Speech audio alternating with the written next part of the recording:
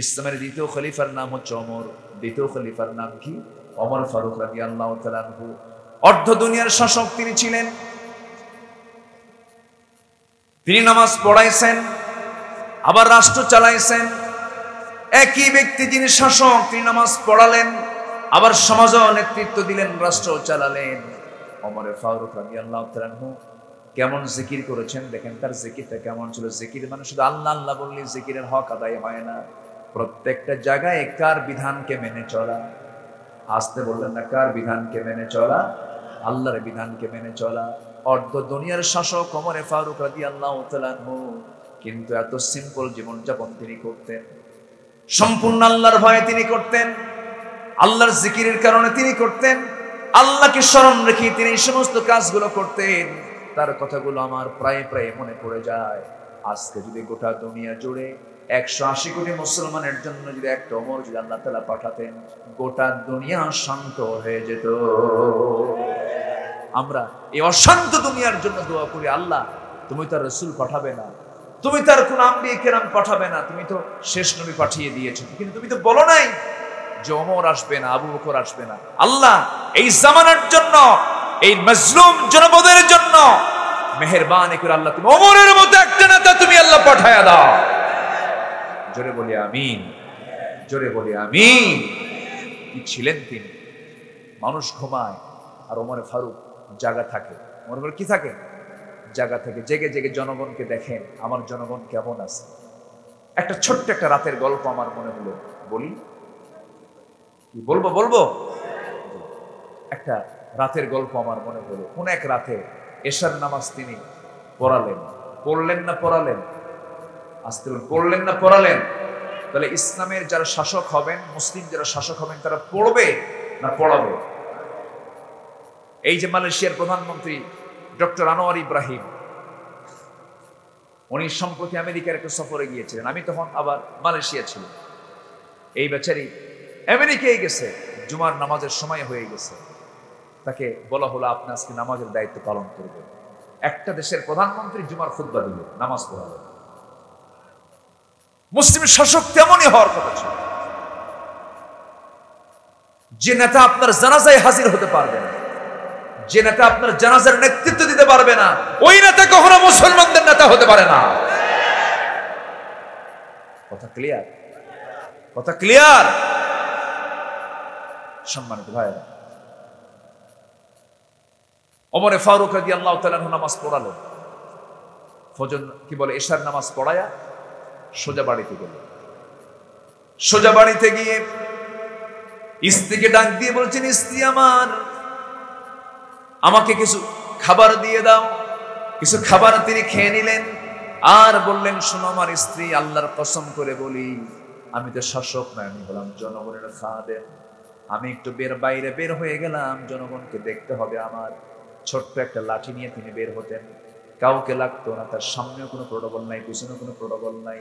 অথচ রোম পারস্য তার নাম শুনলে পরে থরথর করে কাঁপে, ভয়ে শয়তান পর্যন্ত কাছে আসতো না।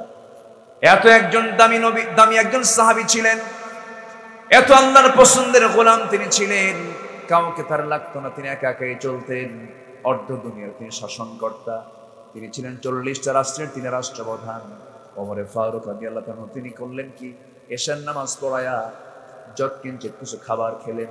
খাবার খেয়ে নিয়ে স্ত্রীকে ডাক দিয়ে বলছেন, স্ত্রী আমি বাইরে বের হয়ে গেলাম, আসতে আমার ফজর হয়ে যাবে।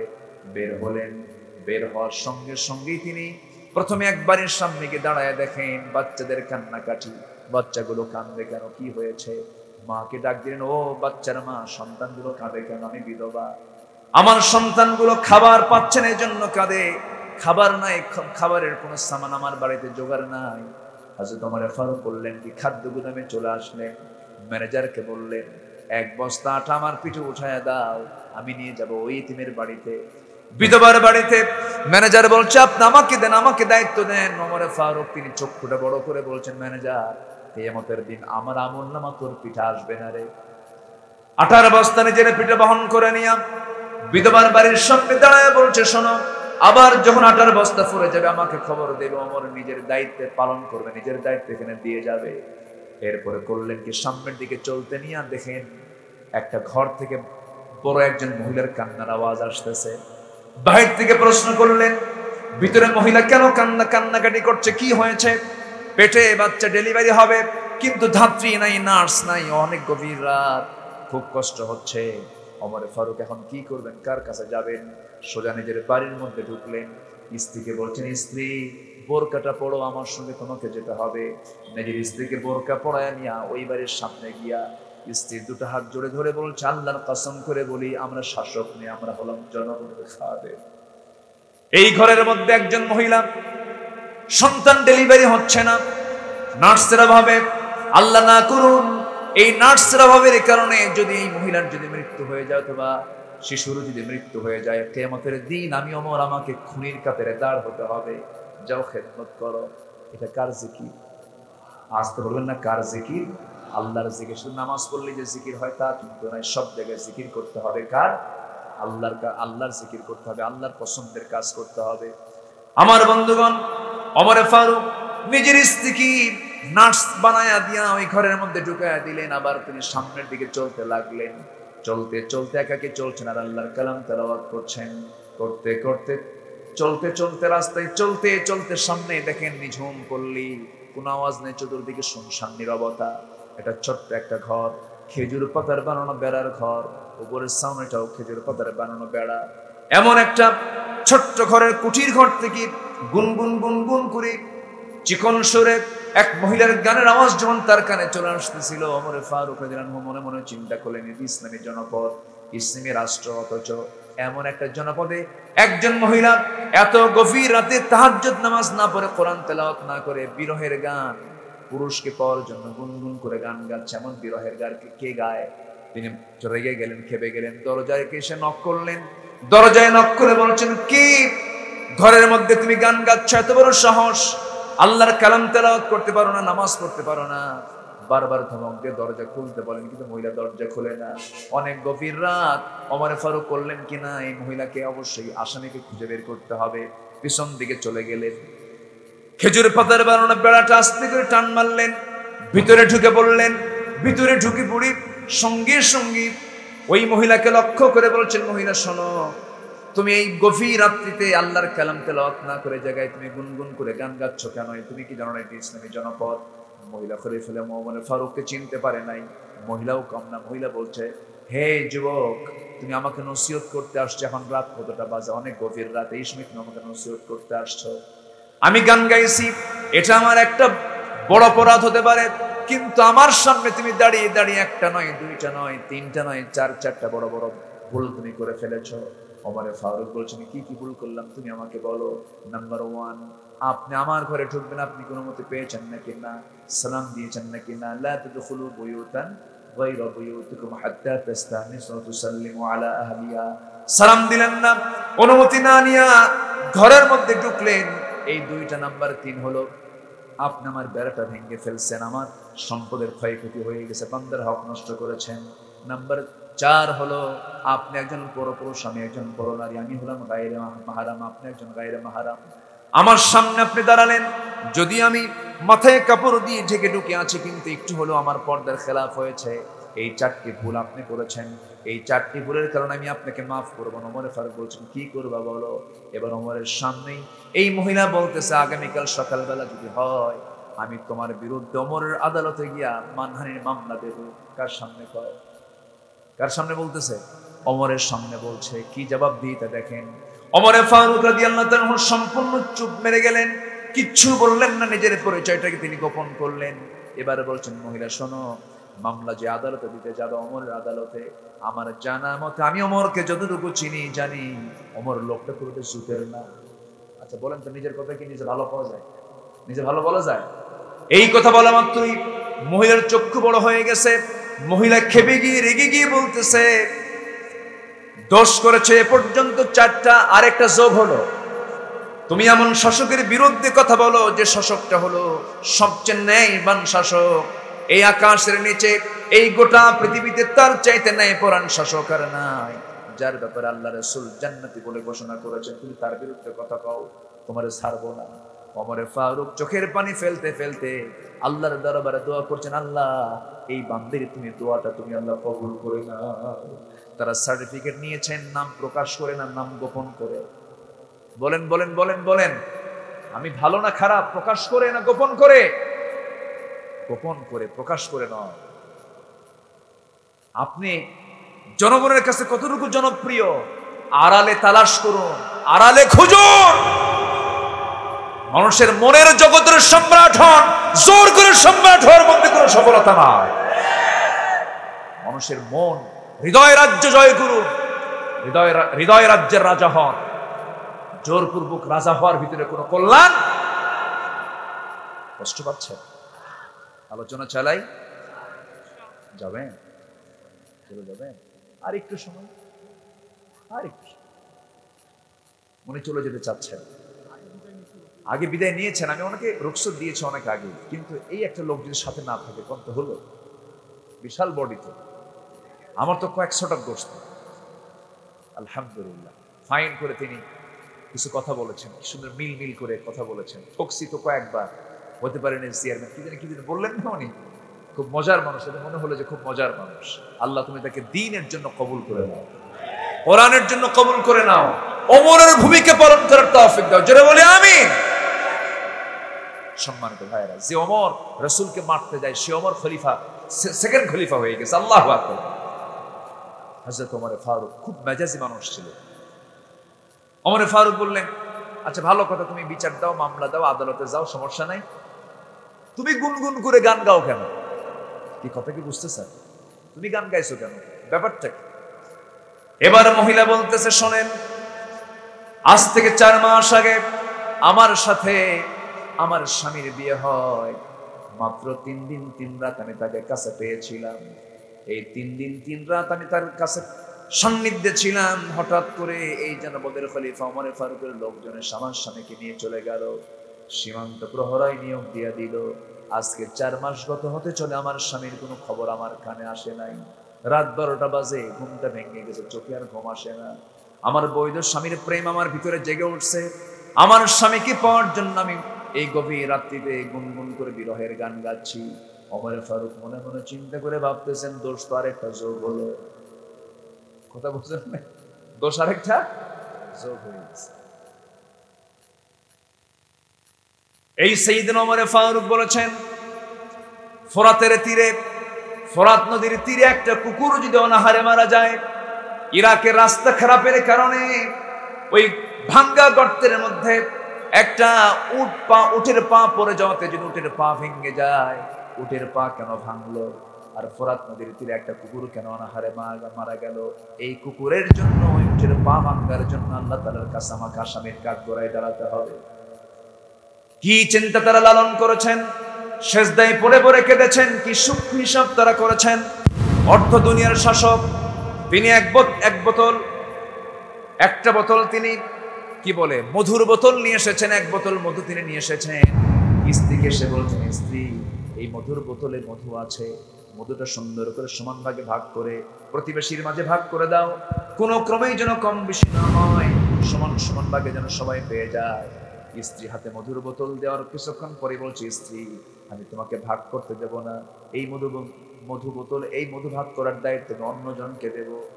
স্ত্রী একটু মনক্ষুণ্ণ হলেন, মনে মনে চিন্তা করলেন। ওমর ফারুক বলছেন, আমার বউ মনক্ষুণ্ণ হয়েছে কেন? হয়েছে কেন? কি হয়েছে? আপনি আমার বিশ্বাস করেন না, আমি কি কম বেশি করব? স্বামী স্ত্রীর মধ্যে কি অভিমান হয় না? আজ থেকে অভিমান হয় না? রাগারাগি হয় কিনা বলেন? কিন্তু আমাদের দেশে আবার মাত্রা ছাড়া রাগারাগি হয়। একটু কিছু হইলেই প্রায় আমাদের কাছে প্রশ্ন আসে, ফোন আসে, একটু রাগারাগি হইলেই একদম আইনের কাছে যায়, তালাক কিন্তু দিয়ে দিন। আছে কিনা এই সমস্যা? আছে কিনা বলেন? ওই সমস্ত মহিলার উপরে লানত, যে সমস্ত মহিলার ঘন ঘন তালাক চায়। আছে কিন্তু মহিলা কিন্তু কিছু আছে ঘন ঘন তালাক চায়, এদের প্রতি আল্লাহ লানত। আবার যে সমস্ত স্বামীরা কথায় কথায় তালাক শব্দ প্রয়োগ করে, আর আরেক বেয়াদব। আসতে বলবেন না, জোরে বলেন ঠিক কিনা? এটা উচিত না। অসংখ্য পরিবার আছে তালাক যে জীবনে কতবার দিছে, সংসার করে যাচ্ছে, জিনার সম্পর্ক হচ্ছে, ঠিক কিনা? তালাক দেয় সকালবেলা, আবার বিকেলবেলা আপোষ করে। তালাক কি একটা সস্তা বিষয়? এরকম অসংখ্য পরিবার আছে না নাই? আখিরের জামানার এই লক্ষণগুলো আমরা লক্ষ্য করছি। আখিরের জামানা এমন হবে, স্বামী স্ত্রীর মতো সম্পর্ক থাকবে, কিন্তু তালাক হয়ে গেছে, অবৈধ সম্পর্ক, জেনার সম্পর্ক হবে। এই জন্য এই সমস্ত বিষয়ে আমরা সতর্ক থাকবো। জোরে বলি ইনশাআল্লাহ। আচ্ছা, ওমরের নাম শুনলে কি মনে হয় নরম না গরম? নরম না গরম? অথচ বউয়ের সামনে খুব নরম ছিল। বউকে কে ভয় করে না? আমিও তো ভয় করি। বউকে না ভয় করলে কি উপায় আছে? বউয়ের কথা না শুনলে কি উপায় আছে? পৃথিবীতে এমন কোন স্বামী নাই যে বউয়ের কথা শুনে না শুনলে সংসারই হবে কেউ কিছু করে। আস্তে কোন জোরে কোন, ঠিক কিনা? উপায় আছে। আল্লাহ রাব্বুল আলামিন বলেন, إذا جاءك المنافقون قالوا نشهد إنك لرسول الله والله يعلم إنك لرسوله والله يشهد إن المنافقين لكاذبون। আমার বন্ধুগণ, প্রথম আয়াত থেকে এই সূরার নামকরণটা করা হয়েছে। মুনাফিকদের ব্যাপারে মহান রব্বুল আলামিন আরো জায়গায়, একাধিক জায়গায় তাদের চরিত্রের কথা তুলে ধরেছেন। তাদের ঠিকানা কোথায় হবে তাও কথা বলে দিয়েছেন। মুনাফিকদের জাহান্নামটা হবে অত্যন্ত ভয়ঙ্কর। তারা জাহান্নামের সবচেয়ে নিচে অবস্থান করবে। কাফেররা এত নিচে যাবে না, মুশরিক এত নিচে অবস্থান করবে না। মহান রব্বুল আলামিন বলেন, ইন্নাল মুনাফিকিনা ফিদ দারকিল আসফালি মিনান নার ওয়া লা তাজিদ লাহুম নাসীরা। জোরে বলুন আল্লাহু আকবার। মুনাফিকরা জাহান্নামের সবচেয়ে নিচে অবস্থান করবে, তাদের জন্য কোনো সাহায্যকারী থাকবে না। এখন প্রশ্ন হলো, হুজুর আমি তো আব্দুর রহমান, আমি তো আব্দুল মালিক, আমি তো আব্দুল গফুর, আমি তো আব্দুল করিম, আমি কেমন করে মুনাফিক হলাম হুজুর? আমি তো ঈমানদার, আমি তো ঈমান আনছি। এমন প্রশ্ন তো আসতেই পারে। আমার বন্ধুগণ, দুনিয়ার পাসপোর্ট দেখিয়ে, দুনিয়ার আইডি কার্ডের মধ্যে আপনার নাম মুসলমান, আপনার বাবার নাম মুসলমান, এমন পরিচয় আপনার থাকতে পারে। ধর্মের নাম আপনি ইসলাম দিতে পারেন, কিন্তু কিয়ামতের দিন এই আইডি কার্ড দিয়া, পাসপোর্ট দিয়া জান্নাত পাওয়া যাবে না। আসল পরিচয় নিতে হবে কার দরবার থেকে? আসতে বলবেন না, কার দরবার থেকে? আমার আল্লাহর মনে হয় দফতর নাই, আমার আল্লাহর মনে হয় অফিস নাই। আছে না নাই? ফেরেশতা আছে না নাই? ফেরেশতারা অটো রেকর্ড করছে। মানুষ হয়ে যদি মানুষের সকল কিছু যদি ক্যামেরা দিয়ে রেকর্ড করা যায়, আল্লাহর ক্যামেরা তো খুব দুর্বল। আল্লাহর ক্যামেরা দুর্বল। সম্মানিত ভাইয়েরা, সব রেকর্ড হয়ে যাচ্ছে, অটো রেকর্ড হয়ে যাচ্ছে। মুনাফিক কাকে বলে? আমি মুনাফিকের চিত্রগুলো কি কি হতে পারে, মুনাফিকের কিছু লক্ষণ আছে। সম্মানিত ভাইয়েরা, হাদিসকে সামনে রেখে এই লক্ষণগুলো আমি আস্তে আস্তে করে বলবো। যদি আমাদের সঙ্গে মিলে যায় তাহলে ভাবতে হবে আমরা কি হয়ে গেছি। আস্তে আমরা কি হয়ে গেছি? মুনাফিক হয়ে গেছি। তাহলে মুনাফিকের চরিত্র আমাদের থেকে মাইনাস করতে হবে, আমাদের থেকে মাইনাস করতে হবে, যেন মুনাফিকের কোনো সিমটম যেন আমাদের মধ্যে না থাকে। এই জন্যই আমি আজকে এই পয়েন্টে, এই বিষয়ে কিছু কথা বলতে চাচ্ছি। এই বিষয় কি আমাদের সবার জানার দরকার আছে না নাই? আসতে বলবেন না, আছে না নাই? আল্লাহ তাআলা একটা সূরা নাযিল করেছেন মুনাফিকদের নিয়ে, কম কথা না। মুনাফিক হয়ে মরা যাবে না, কাফির হয়ে মরা যাবে না। হয়তো আপনি বলবেন, জন্মসূত্রে আমি মুসলমান, আমি কেমন করে কাফের হলাম, আমি কেমন করে মুনাফিক হলাম, আমি কেমন করে অমুসলিম হলাম? নির্বাচন কমিশনে নিজের আইডি কার্ড বানানোর জন্য এক বেচারা নাম জমা দিয়েছে, নাম হলো নজিবুল্লাহ। কিন্তু যেদিন কার্ড বিতরণ করার জন্য যেদিন দিন নির্ধারণ করেছে কার্ড নেওয়ার জন্য, সে যখন অফিসে গেছে, কার্ড হাতে নিয়ে দেখে তার নাম নজিবুল্লাহর জায়গায় হয়ে গেছে নাউজুবিল্লাহ। কি হয়েছে? নাউজুবিল্লাহ। এটা না হয় সংশোধন করা যাবে। আপনি আবার অ্যাপ্লিকেশন করে নাজিবুল্লাহ করে নিলেন নাউজুবিল্লাহ থেকে। কিন্তু আমার আল্লাহর আদালতে যদি আপনার নাম যদি মুনাফিকের তালিকায় যায়, এটাকে আপনি কখনো ফিরাতে পারবেন না। এই জন্য আমরা মুনাফিকের কাতারে থাকতে চাই না, কাফিরের কাতারে থাকতে চাই না, আমরা ফাসিকের কাতারে থাকতে চাই না, আমরা ইমানদারদের কাতারে থাকতে চাই, আমরা ফিলিস্তিনবাসীদের পাশে থাকতে চাই মুসলমান। সম্মানিত ভাইয়েরা, সম্মানিত বন্ধুগণ, আমাদের হৃদয়ে ক্ষত সৃষ্টি হয়েছে, রক্তক্ষরণ হচ্ছে হৃদয়ে। আমাদের প্রাণ প্রিয় মুসলিম ভাইদের রক্ত নিয়ে আজ বছরের পর বছর, যুগের পরে যুগ তারা খেলছে। মুসলমানদের লাশের উপরে তারা আনন্দ মিছিল করছে। আজকে যাদেরকে বসবাস করার জন্য তাদেরকে ভাড়া দেওয়া হয়েছে, যে অস্থায়ী তোমরা এখানে বসবাস করো, কোনো ভাড়াটিয়া যদি এসে বাড়ি দখল করে বলে এটা আমার নিজের বাড়ি, এটা কি বৈধ কথা না অবৈধ কথা? বৈধ কথা না অবৈধ কথা? আজকে যে টোটাল এরিয়া ছিল মুসলমানের, তার আজকে 65 থেকে 70% আজকে ইহুদির বাচ্চারা দখল করে রেখেছে। প্রতিনিয়ত শহীদ হয়ে যাচ্ছে আল্লাহর পছন্দের গোলামরা। অনেক শিশু পর্যন্ত রেহাই পাচ্ছে না, দুনিয়া থেকে তাদেরকে বিদায় করে দিচ্ছে। তারা শিশুকে টার্গেট করছে, শিশুগুলোকে তারা দুনিয়া থেকে বিদায় করে দিচ্ছে।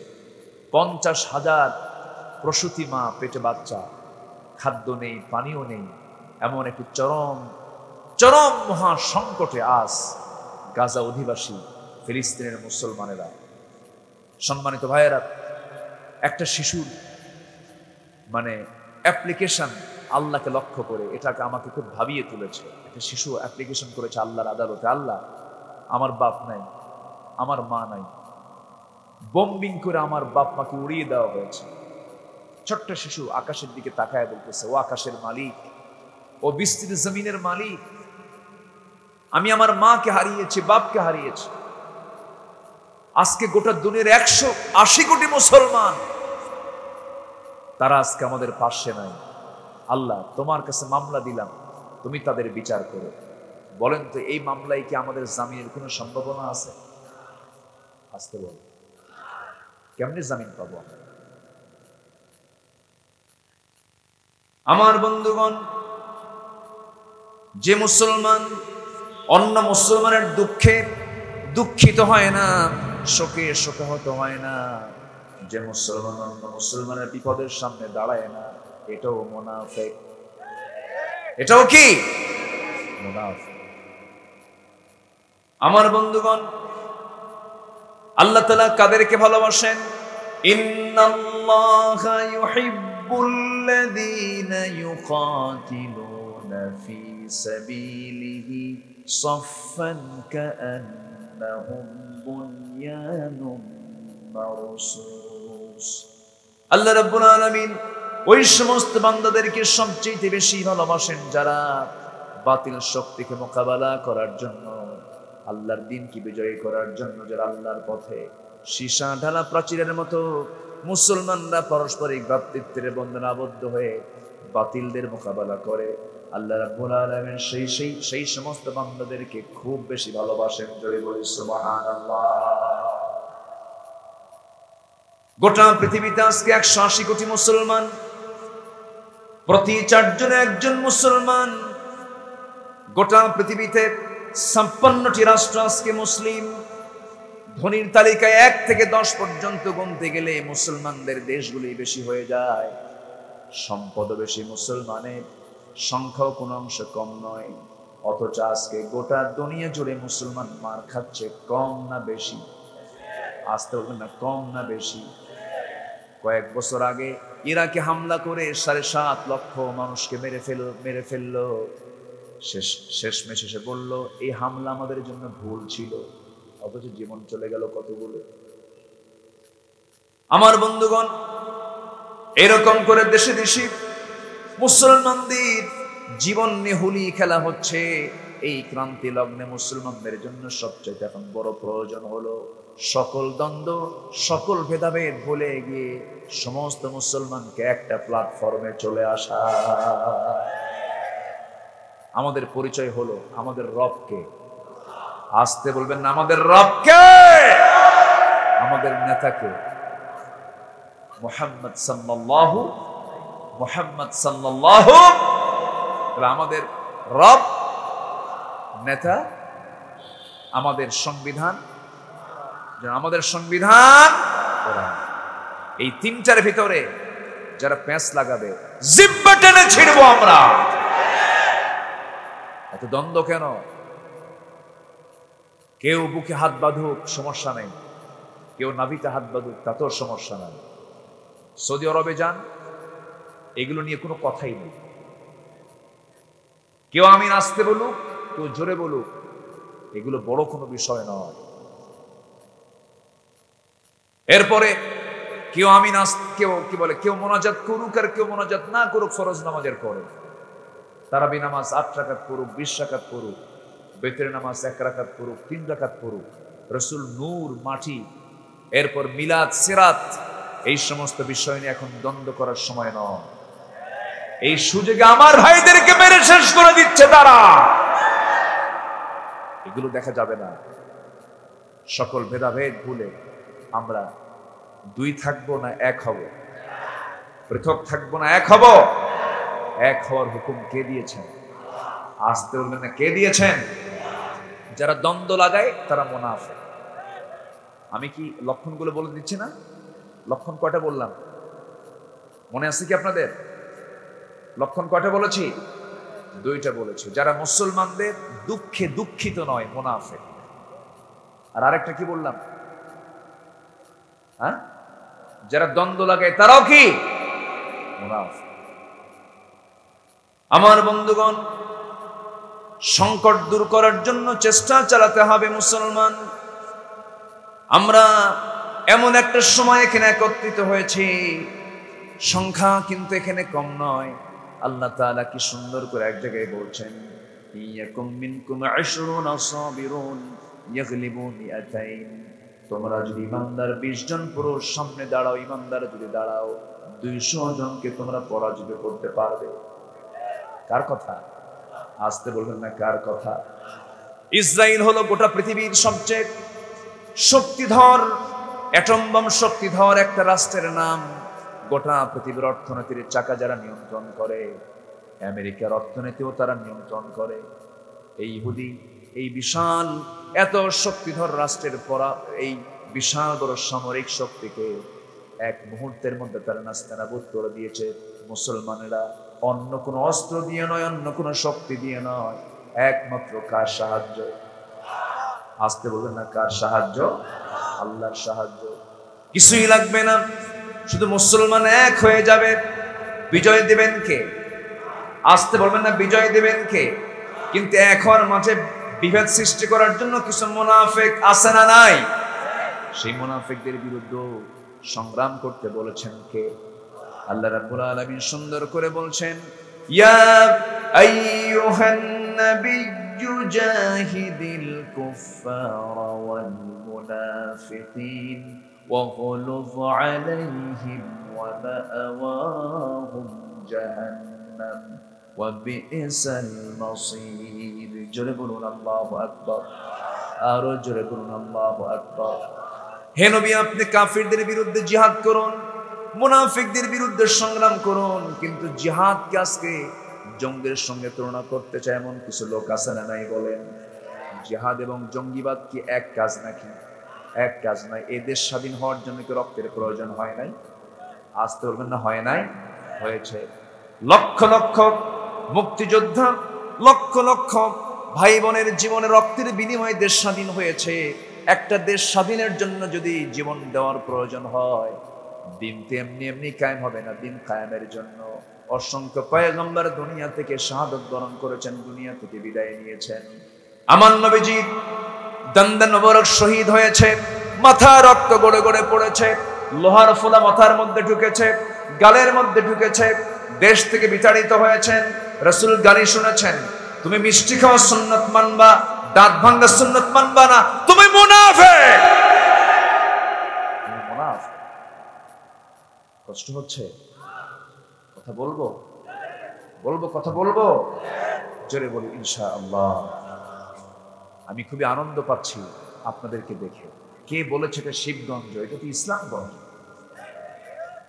ওই শিব টিপ তো নাই। তবে হিন্দু ভাইদের ধর্ম নিয়ে আমরা কোনো বাজে কথা বলবো না। আমার দেশের হিন্দু ভাইয়েরা আমার দেশের জামাই আদরেই থাকে, আলহামদুলিল্লাহ বলেন। আমরা সম্মান করতে শিখেছি, ইসলাম শিখিয়েছে। আমরা মন্দির পাহারা দেওয়ার জাতি। আমরা মন্দিরকে নিয়ে, তাদের মূর্তিকে নিয়ে কোনো কথা বলবো না, শিখিয়েছেন মুহাম্মদ সাল্লাল্লাহু। কিন্তু মুসলমানদের ইবাদতের জায়গা মসজিদ ভাঙ্গার ইতিহাস আছে না নাই? আসতে বলবেন না, আছে না নাই? আমরা মন্দির পাহারা দেই, আমরা মন্দির পাহারা দেই। ইসলাম এটাই শিখায়। কষ্ট পাচ্ছেন নাকি? আলোচনা চালিয়ে যাই, জোরে বলে ইনশাআল্লাহ। মুনাফিকের সরাসরি হাদিসের রেফারেন্স অনুযায়ী মুনাফিকের তিনটা বড় আলামত আছে। এক নম্বর হলো যখন কথা কয় মিথ্যা কথা কয়। আমার দেশে তো মিথ্যা কথা কওয়ার লোক নাই। হ্যাঁ, মিথ্যা কথা বলার লোক আছে? মিথ্যা কথা কয়? আচ্ছা, মিথ্যা কথা বলে না কে বলেন তো? এরকম আমি তো খুঁজেই পাই। বলেন তো, আমার দেশে সত্যবাদী মানুষ বেশি না মিথ্যাবাদী মানুষ বেশি? আচ্ছা, আমার দেশে মানুষ বেশি না চোর বেশি? ও, চোর আর না, এখন ডাকাত। সম্মানিত ভাইরা, সম্মানিত বন্ধুগণ, রাসূলকে ভালোবাসি। কি তার দোয়া, কি তার দরুদ। রাসূলকে মহব্বত করি, রাসূলকে ভালোবাসি। সম্মানিত ভাইরা, রাসূলকে যদি মহব্বতই করি, এখানে যারা বসে আছেন, এখানে কি অমুসলিম কেউ আছেন? আমার তো মনে হয় দুই একজন থাকলে থাকতে পারেন, হয়তোবা শোনার জন্য আসছেন। ম্যাক্সিমাম সবার নামের আগে মোহাম্মদ যোগ আছে না নাই? আছে না নাই? কিন্তু যদি বলি নবীর মহব্বতে, এখানে দাড়িওয়ালা লোক বেশি না দাড়ি ছাড়া লোক বেশি? বলেন আপনারা বলেন। আপনি আবার কিছু মনে করেন? আমি কিন্তু আপনাকে মিন করে বলছি, জাস্ট একটা ওয়াজের রেফারেন্সে তো আসেই কথা। রাগ করতেছেন নাকি? আচ্ছা, তাহলে রাসূলকে মহব্বত করলাম, আমার মুখে দাড়ি নাই, অথচ বিশ্বকাপ খেলা গত শীতের মৌসুমে খেলা হয়ে গেল। রাত ৩টার দিকে খেলা শুরু হবে, ২টার দিকে উঠে প্রস্তুত, উযু কইরা তাহাজ্জুদ করে কয়, আল্লাহ আমার দল যেন জিতে। আমি কি ভুল বলতেছি? আবার আমাদেরকে ফোন দিয়ে বলে, হুজুর একটু দোয়াটাও কইরেন। এই হচ্ছে অবস্থা। মেসির খেলা দেখলো, মেসির জার্সি গায়ে পড়লো 10 নম্বর। আছে কিনা বলেন? আমি কি ভুল বলছি? নবীর উম্মত গায়ে দিছে কার জার্সি? মেসির জার্সি। মেসির মাথার চুলের স্টাইল করে। যখন বলা হয়, ছেলে তোমার মাথার চুল কাটছো কার মডেলে? কে মেসি। তুমি কি নেইমার? তুমি কি কুত্তা? আছে না নাই? আজ মুসলমানদের সেই তাহজিব তামাদ্দুন গুলো কোথায়?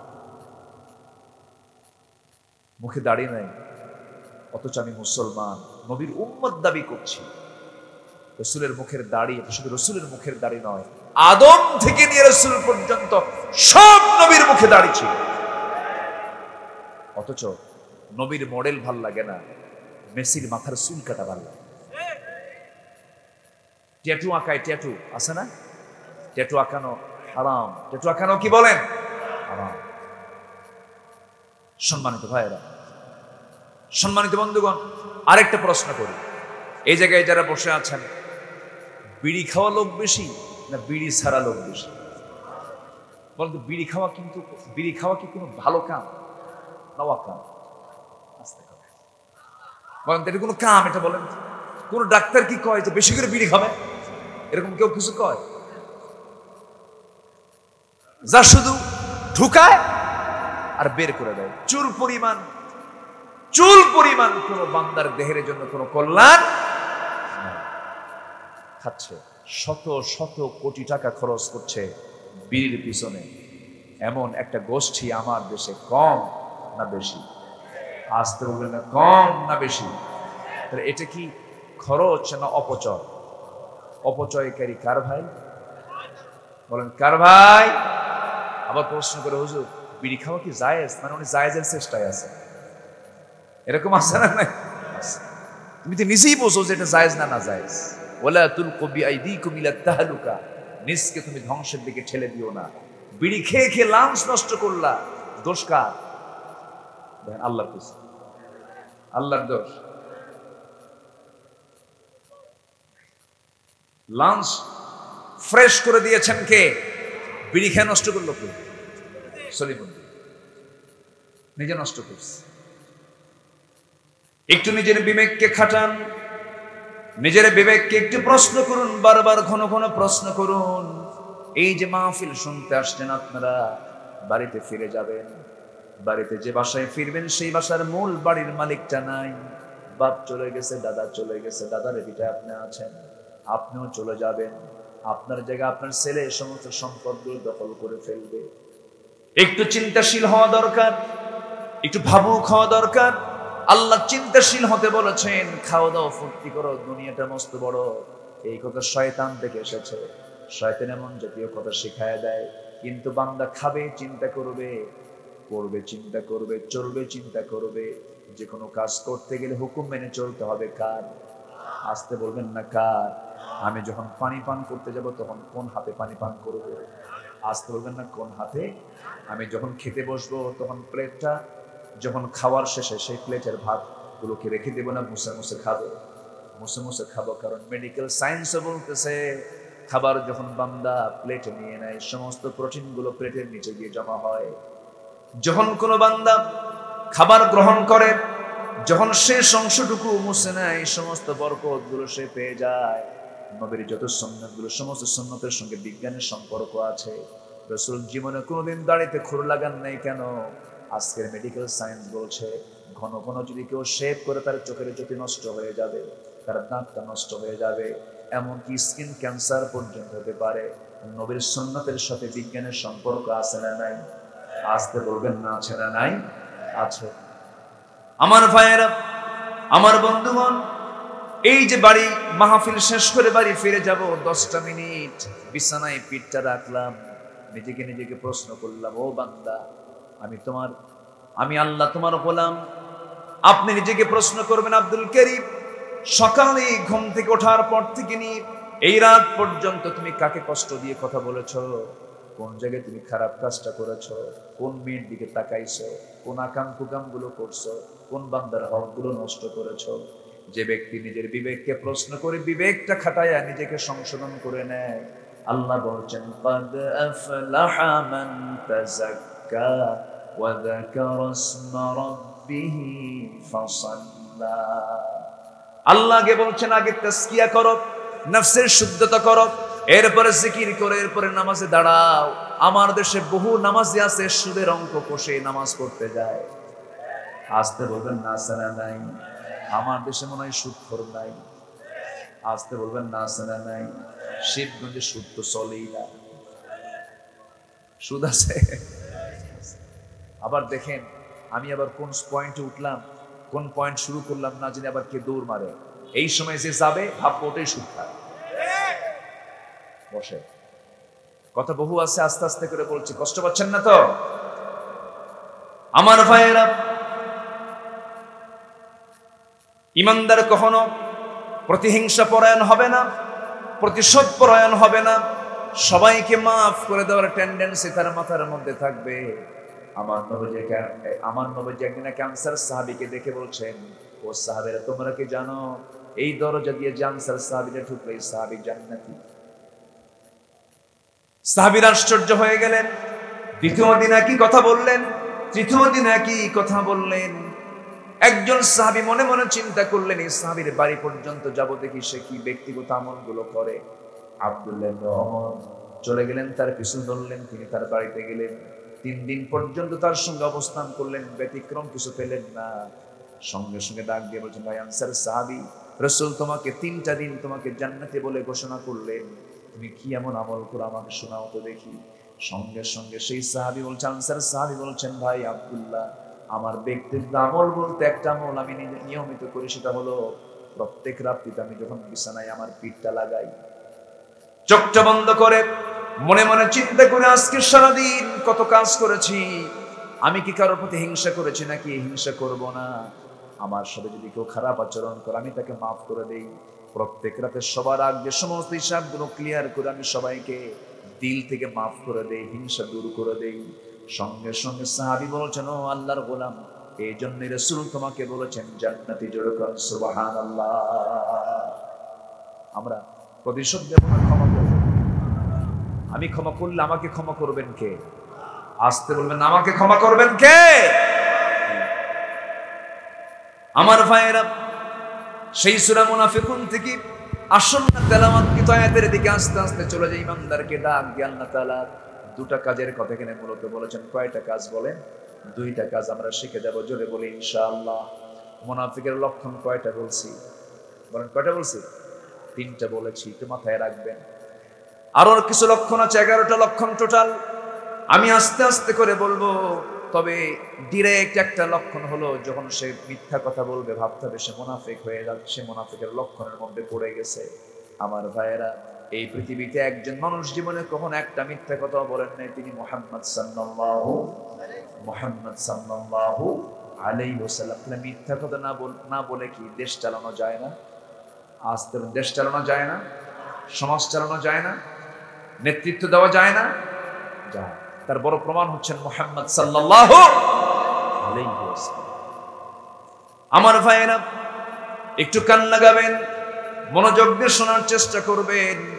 এই দুনিয়া ছেড়ে আমিও যাব, আপনিও যাবেন, কিন্তু লস করে যাওয়া যাবে না। দুনিয়ার লসটা পুষে নেওয়া যাবে, আখিরাতের লসটা হলে আমও যাবে, সালাও যাবে, সব চলে যাবে।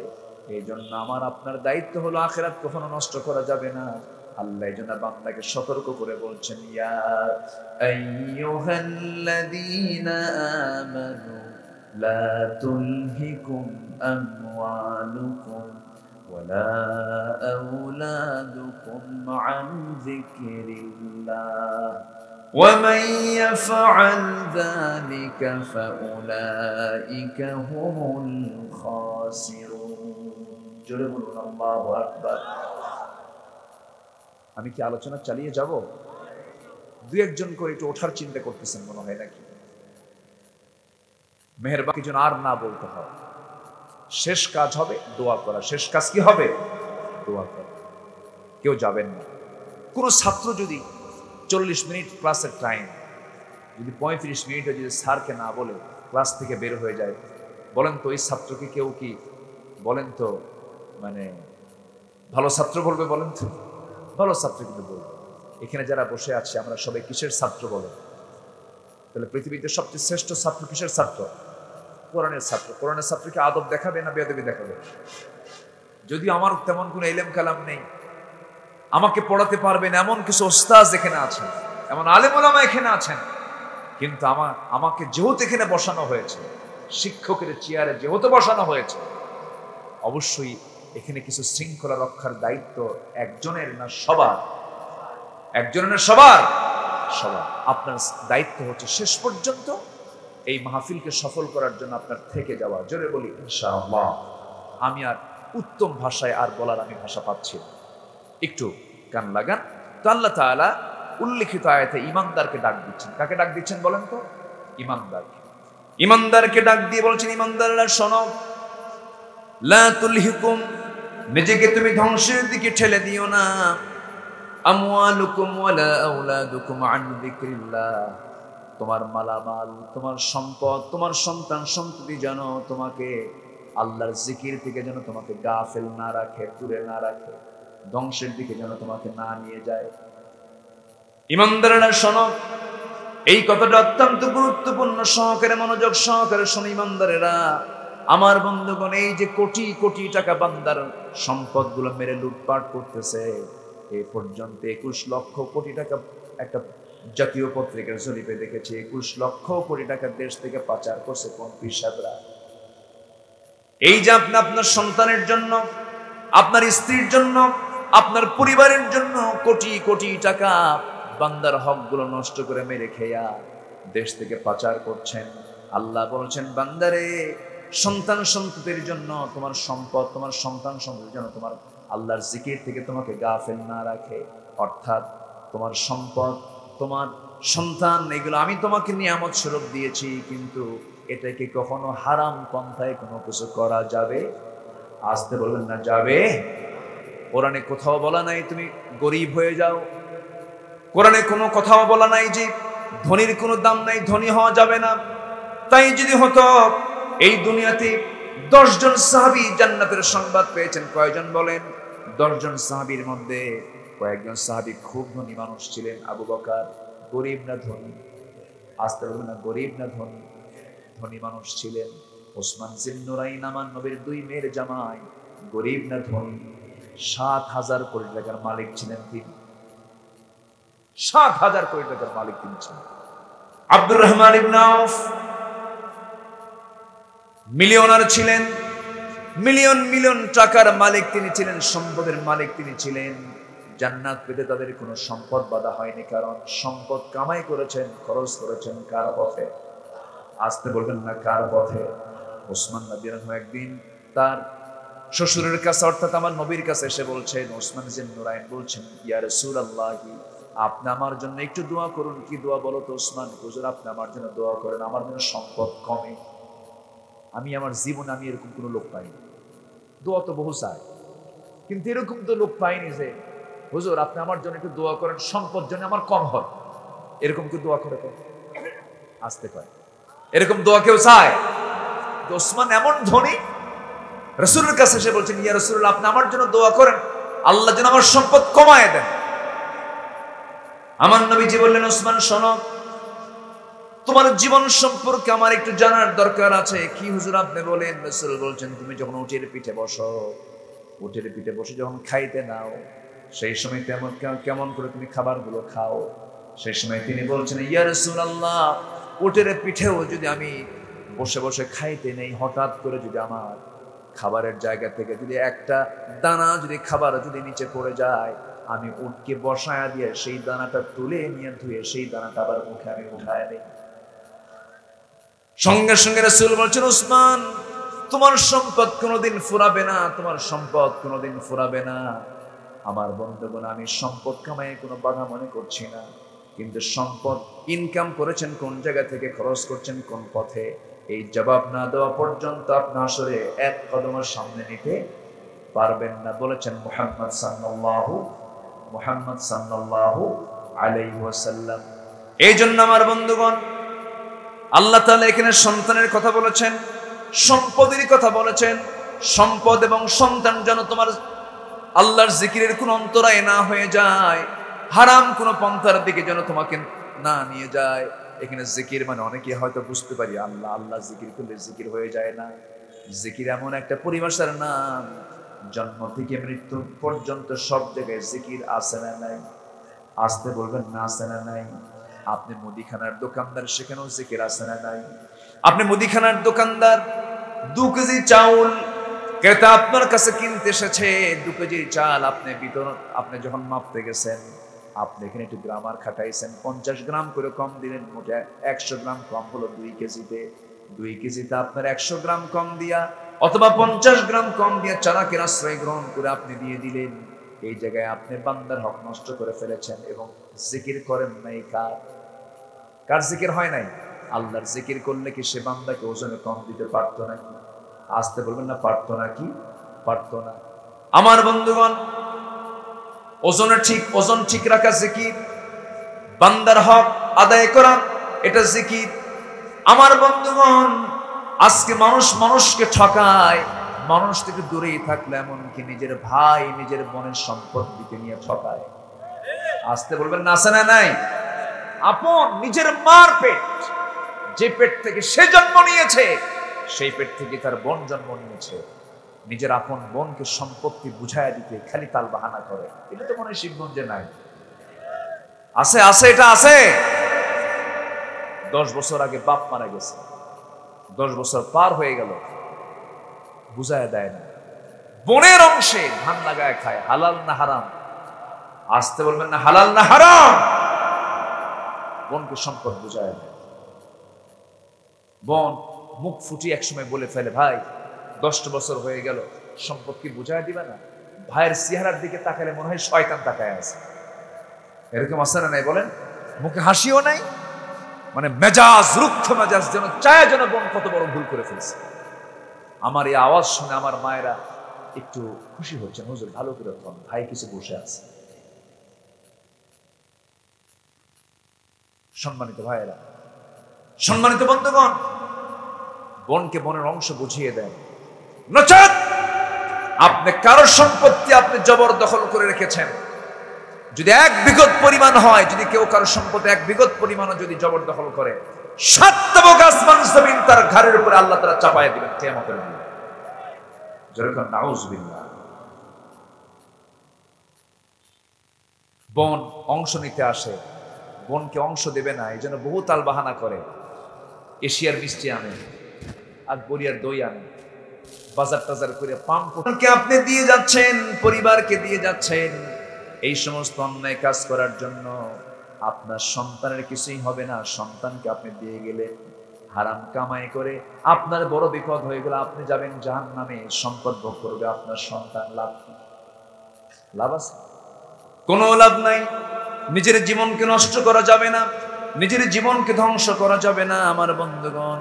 এই জন্য আল্লাহ রাব্বুল আলামিন সুন্দর করে বলছেন, তোমরা জিকির করো, ইয়া আইয়ুহাল্লাযীনা আমানু লা তুলহিকুম আমওয়ালুকুম ওয়ালা আওলাদুকুম আন যিকরিল্লাহ ওয়া মান ইয়াফআল যালিকা ফাউলাইকা হুমুল খাসিরুন। এই সমস্ত কাজ যারা করবে তারা বড়ই ক্ষতিগ্রস্ত। খসরান আর নোকসানের মধ্যে তফাৎ আছে। নোকসান মানে হলো ব্যবসায় নেমেছি, পুঁজি নিয়ে নেমেছি, ব্যবসায় লাভ হয় নাই, কিন্তু পুঁজিটা আমি ফেরত নিয়ে আসতে পেরেছি, এটা হলো নোকসান। যে লসের পুঁজি আছে কিন্তু লাভ নাই, এটাকে বলে নোকসান। আর খসরানটা হলো, খাসিরুনটা হলো, খসরানটা হলো ব্যবসা করতে গিয়ে লাভ তো দূরের কথা, পুঁজি সুদ্ধা নাই। যেমন মাঝে মাঝে আলুর ব্যবসায় হয়, আলু নিতেই যায় না স্টোরেজে, আছে না? নাই, আছে। লাভও নাই, পুঁজিও নাই। লাভ তো নাই, পুঁজি সুদ্ধা আউট। এটাকে বলা হয় খাসিরুন। যারা এই সমস্ত কাজ করবে তারা ক্ষতিগ্রস্ত হবে, লাভ এবং পুঁজি সব হারিয়ে ফেলবে। আমও যাবে, সালাও যাবে। কার কথা? আসতে বলবেন না, কার কথা? আমার বন্ধুগণ, ব্যবসা যেন তোমাকে নামাজ থেকে গাফেল না রাখে, সম্পদের আধিক্যতার চাওয়া যেন তোমাকে নামাজ থেকে গাফেল না রাখে। বহু ব্যবসায়ী আছে আমাদের দেশে, আজান হয়ে যায়, হিসাব বন্ধ হয় না, অথচ বলা হচ্ছে হাইয়া আলাস সালাহ, হাইয়া আলাল ফালাহ, নামাজের দিকে আসো, কল্যাণের দিকে আসো। নামাজের কোনো খবর রাখে না, ধারে না। আমার দেশের নামাজি বেশি না বেনামাজি বেশি? আসতে বললেন, নামাজি বেশি না বেনামাজি বেশি? নামাজ তো পড়েই না, আবার বুক উঁচু করে বলে আমি একটা মুসলমান। নামাজ না পড়ে আমার তো ঈমান ঠিক আছে, জোরে করে নাউজুবিল্লাহ। এই জাতীয় কথা বললে কি এই কথা কি সত্য হতে পারে নাকি? জাহান্নামে যাওয়ার বেশ কিছু কারণ আছে, কিন্তু বান্দা জাহান্নামে যাবে বেশ কিছু কারণের মধ্যে 1 নাম্বার কারণ আল্লাহ রাব্বুল আলামিন তুলে ধরেছেন। আল্লাহ রাব্বুল আলামিন বলেছেন, মা সালাকাকুম ফি সাকার ক্বালু লাম নাকু মিনাল মুসাল্লিন ওয়া লাম নাকু নুতঈমুল মিসকিন ওয়া কুন্না নাখুদু মা'আল খাদিদিন। ও জাহান্নামীরা, আজকে তোমরা জাহান্নামে কেন? জাহান্নামীরা বলবে, আমরা আযান শুনেছি, আকামত শুনেছি, কিন্তু মসজিদে যাই না, এই জন্য আজকে আমরা জাহান্নামে। আমার বন্ধুগণ, সেজন্য আজকে সিদ্ধান্ত নেব, কোনো কাজ যেন আল্লাহর জিকির থেকে আমাদেরকে দূরে না রাখে। আযান শোনার সঙ্গে সঙ্গে কোথায় যাব? আসতে বলবেন না, কোথায় যাব? মসজিদে চলে যাব। যে দলে নামাজ নাই, যে দলীয় কার্যক্রমে নামাজ নাই, যে নেতৃত্বে নামাজ নাই, যে নেতার নামাজ নাই, সে নেতার মুখে আমরা জুতা মারি, থুতু মারি। মুসলমান দেখলাম তো বহু কিছু, অনেক কিছুই দেখলাম আমরা। সম্মানিত বন্ধুগণ, যে নেতৃত্বের সাথে নবীর নেতৃত্বের মিল নেই, সেই নেতৃত্ব হলো জাহেলিয়াতের নেতৃত্ব। ওই নেতৃত্ব আমরা মানি না মুসলমান। সম্মানিত ভাইয়েরা, সবার আগে আমাদের একটা হিসাব নিতে হবে, আজান হওয়া মাত্রই কোথায় চলে যাব? সবাইকে এই জিকির করতে রাজি আছেন? 5 ওয়াক্ত নামাজ পড়তে রাজি আছেন? কার একটা হাত তুলে দেখেন তো দেখি। জোরে বলি ইয়া আল্লাহ, আরো জোরে ইয়া আল্লাহ। আমাদেরকে 5 ওয়াক্ত সালাত আদায় করার তৌফিক তুমি আল্লাহ দিয়ে দাও। জোরে বলি আমিন, আরো জোরে আমিন, আরো জোরে আমিন। কষ্ট পেলেন? আফসোস, বুকটা ফেটে যায়। কত আন্দোলনের ডাক দেয়, কত জাতিকে নসিহত করে, অথচ নেতার মুখে একটা দিন নামাজের কোনো বক্তব্য না, নামাজের কথা বলেন, নামাজের কোনো আহ্বান নাই। কেন? কেন নেই? আপনি মুসলিম নাম ধরে আপনি মুসলমান পরিচয় দিচ্ছেন, অথচ আপনি নামাজের কথা বলেন না। নামাজ সকল ইমানদারের জন্য আদায় করা সুন্নত, নফল না ফরজ? সুন্নত, নফল না ফরজ?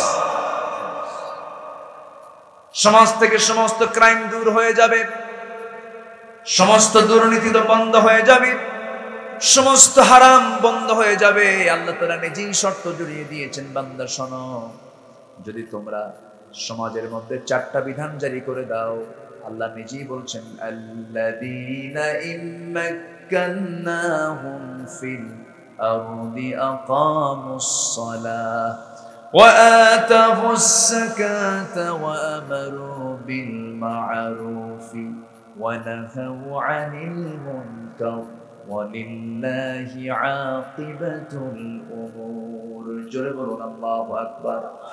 এই দুনিয়াতে যাদেরকে ক্ষমতা দেওয়া হবে, 1 নাম্বার হলো তারা ক্ষমতা এসেই তারা নামাজের বিল আনবে, নামাজটা পাশ করে ফেলবে, নামাজটা কায়েম করবে। যে সমাজে নামাজ কায়েম থাকবে সেই সমাজে সুদ থাকবে, আস্তে সুদ থাকবে, জেনা থাকবে, ঘুষের কারবার থাকবে না। নামাজ কায়েম হলে সেই সমাজে এগুলো থাকতেই পারে না। যাকাত চালু হয়ে যাবে সেখানে। আমার ভাইয়েরা, যাকাত চালু হলে সুদ বন্ধ হয়ে যাবে। মহান রব্বুল আলামিন বলছেন, বান্দা শুধু আল্লাহ আল্লাহ জিকির করলেই তো জিকির হয় না। জিকির মানে হলো সকল জায়গায় কার বিধান মেনে চলা? আসতে বলবেন না, কার বিধান মেনে চলা? আল্লাহর বিধান মেনে চলা। প্রত্যেকটা জায়গায় হালাল কোন সন্ধান করে চলা, হালালকে মেনে চলা। আমার বন্ধুগণ, জিকির কাকে বলে একটু সাহাবীদের কথা মনে করলেই জিনিসগুলো ক্লিয়ার হয়ে যাবে। ইসলামের দ্বিতীয় খলিফার নাম হচ্ছে ওমর। দ্বিতীয় খলিফার নাম কি? ওমর ফারুক রাদিয়াল্লাহু তাআলা আনহু। অর্ধ দুনিয়ার শাসক তিনি ছিলেন। তিনি নামাজ পড়াইছেন, আবার রাষ্ট্র চালাইছেন। একই ব্যক্তি যিনি শাসক, তিনি নামাজ পড়ালেন, আবার সমাজও নেতৃত্ব দিলেন, রাষ্ট্র চালালেন। ওমর ফারুক রাদিয়াল্লাহু তাআলা আনহু কেমন জিকির করেছেন দেখেন, তার জিকিরটা কেমন ছিল। জিকির মানে শুধু আল্লাহ আল্লাহ বললে জিকিরের হক আদায় হয় না। প্রত্যেকটা জায়গায় কার বিধানকে মেনে চলা? আসতে বললেন না, কার বিধানকে মেনে চলা? আল্লাহর বিধানকে মেনে চলা। অর্ধ দুনিয়ার শাসক ওমর ফারুক রাদিয়াল্লাহু তাআলা আনহু, কিন্তু এত সিম্পল জীবনযাপন তিনি করতেন। সম্পূর্ণ আল্লাহর ভয়ে তিনি করতেন, আল্লাহর জিকিরের কারণে তিনি করতেন, আল্লাহকে স্মরণ রেখে তিনি এই সমস্ত কাজগুলো করতেন। তার কথাগুলো আমার প্রায় প্রায় মনে পড়ে যায়। আজকে যদি গোটা দুনিয়া জুড়ে 180 কোটি মুসলমানের জন্য যদি একটা ওমর যদি আল্লাহ তাআলা পাঠাতেন, গোটা দুনিয়া শান্ত হয়ে যেত। আমরা এই অশান্ত দুনিয়ার জন্য দোয়া করি, আল্লাহ তুমি তার রাসূল পাঠাবে না, তুমি তার কোন আম্বিয়া কেরাম পাঠাবে না, তুমি তো শেষ নবী পাঠিয়ে দিয়েছো, কিন্তু তুমি তো বলো নাই যে ওমর আসবে না, আবু বকর আসবে না। আল্লাহ এই জামানার জন্য, এই মাজলুম জনপদের জন্য মেহেরবানি করে আল্লাহ তুমি ওমরের মতো একটা নেতা তুমি আল্লাহ পাঠায়া দাও। জোরে বলি আমিন, জোরে বলি আমিন। কি ছিলেন তিনি! মানুষ ঘুমায় আর ওমর ফারুক জাগা থাকে। ওমর ফারুক কি থাকে? জাগা থেকে, জেগে জেগে জনগণকে দেখেন আমার জনগণ কেমন আছে। একটা ছোট্ট একটা রাতের গল্প আমার মনে হলো, বলি কি বলবো? বলবো একটা রাতের গল্প আমার মনে হলো। কোন এক রাতে এশার নামাজ তিনি পড়ালেন। পড়লেন না পড়ালেন? আসতে পড়লেন না পড়ালেন? তাহলে ইসলামের যারা শাসক হবেন, মুসলিম যারা শাসক হবেন, তারা পড়বে না পড়াবে? এই যে মালয়েশিয়ার প্রধানমন্ত্রী ডক্টর আনোয়ার ইব্রাহিম, উনি সম্প্রতি আমেরিকার একটা সফরে গিয়েছিলেন। আমি তখন আবার মালয়েশিয়া ছিলাম। এই বেচারি আমেরিকায় গেছে, জুমার নামাজের সময় হয়ে গেছে। তাকে বলা হলো, আপনি আজকে নামাজের দায়িত্ব পালন করবেন। একটা দেশের প্রধানমন্ত্রী জুমার খুতবা দিল, নামাজ পড়ালেন। মুসলিম শাসক তেমনই হওয়ার কথা ছিল। যে নেতা আপনার জানাজায় হাজির হতে পারবে না, যে নেতা আপনার জানাজার নেতৃত্ব দিতে পারবে না, ওই নেতা কখনো মুসলমানদের নেতা হতে পারে না। কথা ক্লিয়ার? কথা ক্লিয়ার? সম্মানিত ভাইরা, ওমরে ফারুক রাদিয়াল্লাহু তাআলা নামাজ পড়ালেন। ফজর কি বলে, এশার নামাজ পড়ায়া সোজা বাড়িতে গেল। সোজা বাড়িতে গিয়ে স্ত্রীকে ডাক দিয়ে বলছেন, স্ত্রী আমার, আমাকে কিছু খাবার দিয়ে দাও। কিছু খাবার তিনি খেয়ে নিলেন আর বললেন, শোনো আমার স্ত্রী, আল্লাহর কসম করে বলি, আমি তো শাসক নয়, আমি হলাম জনগণের খাদেম। আমি একটু বাইরে বের হয়ে গেলাম, জনগণকে দেখতে হবে আমার। ছোট্ট একটা লাঠি নিয়ে তিনি বের হতেন, কাউকে লাগতো না, তার সামনেও কোনো প্রোটোকল নাই, পিছনে কোনো প্রোটোকল নাই। অথচ রোম পারস্য তার নাম শুনলে পরে থরথর করে কাঁপে, ভয়ে শয়তান পর্যন্ত কাছে আসতো না। এত একজন দামি নবী, দামি একজন সাহাবী ছিলেন, এত আল্লাহর পছন্দের গোলাম তিনি ছিলেন, কাউকে তার লাগতো না, তিনি একা একাই চলতেন। অর্ধ দুনিয়ার তিনি শাসনকর্তা, তিনি ছিলেন 40টা রাষ্ট্রের তিনি রাষ্ট্রপ্রধান। ওমরে ফারুক রাদিয়াল্লাহু আনহু তিনি করলেন কি, এশার নামাজ পড়ায়া যৎকিঞ্চিৎ কিছু খাবার খেলেন। খাবার খেয়ে নিয়ে স্ত্রীকে ডাক দিয়ে বলছেন, স্ত্রী আমি বাইরে বের হয়ে গেলাম, আসতে আমার ফজর হয়ে যাবে। বের হলেন, বের হওয়ার সঙ্গে সঙ্গেই তিনি প্রথমে একবারের সামনে গিয়ে দাঁড়ায় দেখেন বাচ্চাদের কান্নাকাটি। বাচ্চাগুলো কাঁদবে কেন, কি হয়েছে? মাকে ডাক দিলেন, ও বাচ্চার মা, সন্তানগুলো কাঁদে কেন? আমি বিধবা, আমার সন্তানগুলো খাবার পাচ্ছে না, এই জন্য কাঁদে। খাবার নাই, খাবারের কোনো সামান আমার বাড়িতে জোগাড় নাই। হযরত ওমর ফারুক বললেন কি, খাদ্য গুদামে চলে আসলেন, ম্যানেজারকে বললেন, এক বস্তা আটা আমার পিঠে উঠায় দাও, আমি নিয়ে যাব ওই ইতিমের বাড়িতে, বিধবার বাড়িতে। ম্যানেজার বলছে, আপনি আমাকে দেন, আমাকে দায়িত্ব দেন। ওমর ফারুক তিনি চক্ষুটা বড় করে বলছেন, ম্যানেজার, কিয়ামতের দিন আমার আমলনামা তোর পিঠে আসবে না রে। আটার বস্তা নিজের পিঠে বহন করে নিয়ে বিধবার বাড়ির সামনে দাঁড়ায় বলছে, শোনো, আবার যখন আটার বস্তা ফুরে যাবে আমাকে খবর দেবে। ওমর নিজের দায়িত্বে পালন করবে, নিজের দায়িত্ব এখানে দিয়ে যাবে। এরপরে করলেন কি, সামনের দিকে চলতে নিয়ে দেখেন একটা ঘর থেকে বড় একজন মহিলার কান্নার আওয়াজ আসতেছে। বাহির থেকে প্রশ্ন করলেন, ভিতরে মহিলা কেন কান্নাকাটি করছে, কি হয়েছে? পেটে বাচ্চা ডেলিভারি হবে, কিন্তু ধাত্রী নাই, নার্স নাই, অনেক গভীর রাত, খুব কষ্ট হচ্ছে। ওমর ফারুক এখন কি করবেন, কার কাছে যাবেন? সোজা নিজের বাড়ির মধ্যে ঢুকলেন। স্ত্রীকে বলছেন, স্ত্রী বোরকাটা পড়ো, আমার সঙ্গে তোমাকে যেতে হবে। নিজের স্ত্রীকে বোরকা পড়ায় নিয়ে ওই বাড়ির সামনে গিয়া স্ত্রীর দুটো হাত জোড়ে ধরে বলছে, আল্লাহর কসম করে বলি, আমরা শাসক নেই, আমরা হলাম জনগণের খাদেম। এই ঘরের মধ্যে একজন মহিলা, সন্তান ডেলিভারি হচ্ছে না, নার্সের অভাবে, আল্লাহ না করুন এই নার্সের অভাবের কারণে যদি এই মহিলার যদি মৃত্যু হয়ে যায় অথবা শিশুর যদি মৃত্যু হয়ে যায়, কিয়ামতের দিন আমি ওমর আমাকে খুনির কাতারে দাঁড় হতে হবে। যাও খেদমত করো। এটা কার জিকির? আসতে বলবেন না, কার জিকির? আল্লাহর জিকির। শুধু নামাজ পড়লে যে জিকির হয় তা কিন্তু নয়, সব জায়গায় জিকির করতে হবে কার? আল্লাহর। আল্লাহর জিকির করতে হবে, আল্লাহর পছন্দের কাজ করতে হবে। আমার বন্ধুগণ, ওমর ফারুক নিজের স্ত্রীকে নার্স বানায়া দিয়া ওই ঘরের মধ্যে ঢুকায়া দিলেন। আবার তিনি সামনের দিকে চলতে লাগলেন। চলতে চলতে একাকে চলছেন আর আল্লাহর কালাম তেলাওয়াত করছেন। করতে করতে চলতে চলতে রাস্তায় চলতে চলতে সামনে দেখেন নিঝুম পল্লী, কোনো আওয়াজ নেই, চতুর্দিকে শুনশান নীরবতা। এটা ছোট্ট একটা ঘর, খেজুর পাতার বানানো বেড়ার ঘর, উপরের সামনেটাও খেজুর পাতার বানানো বেড়া।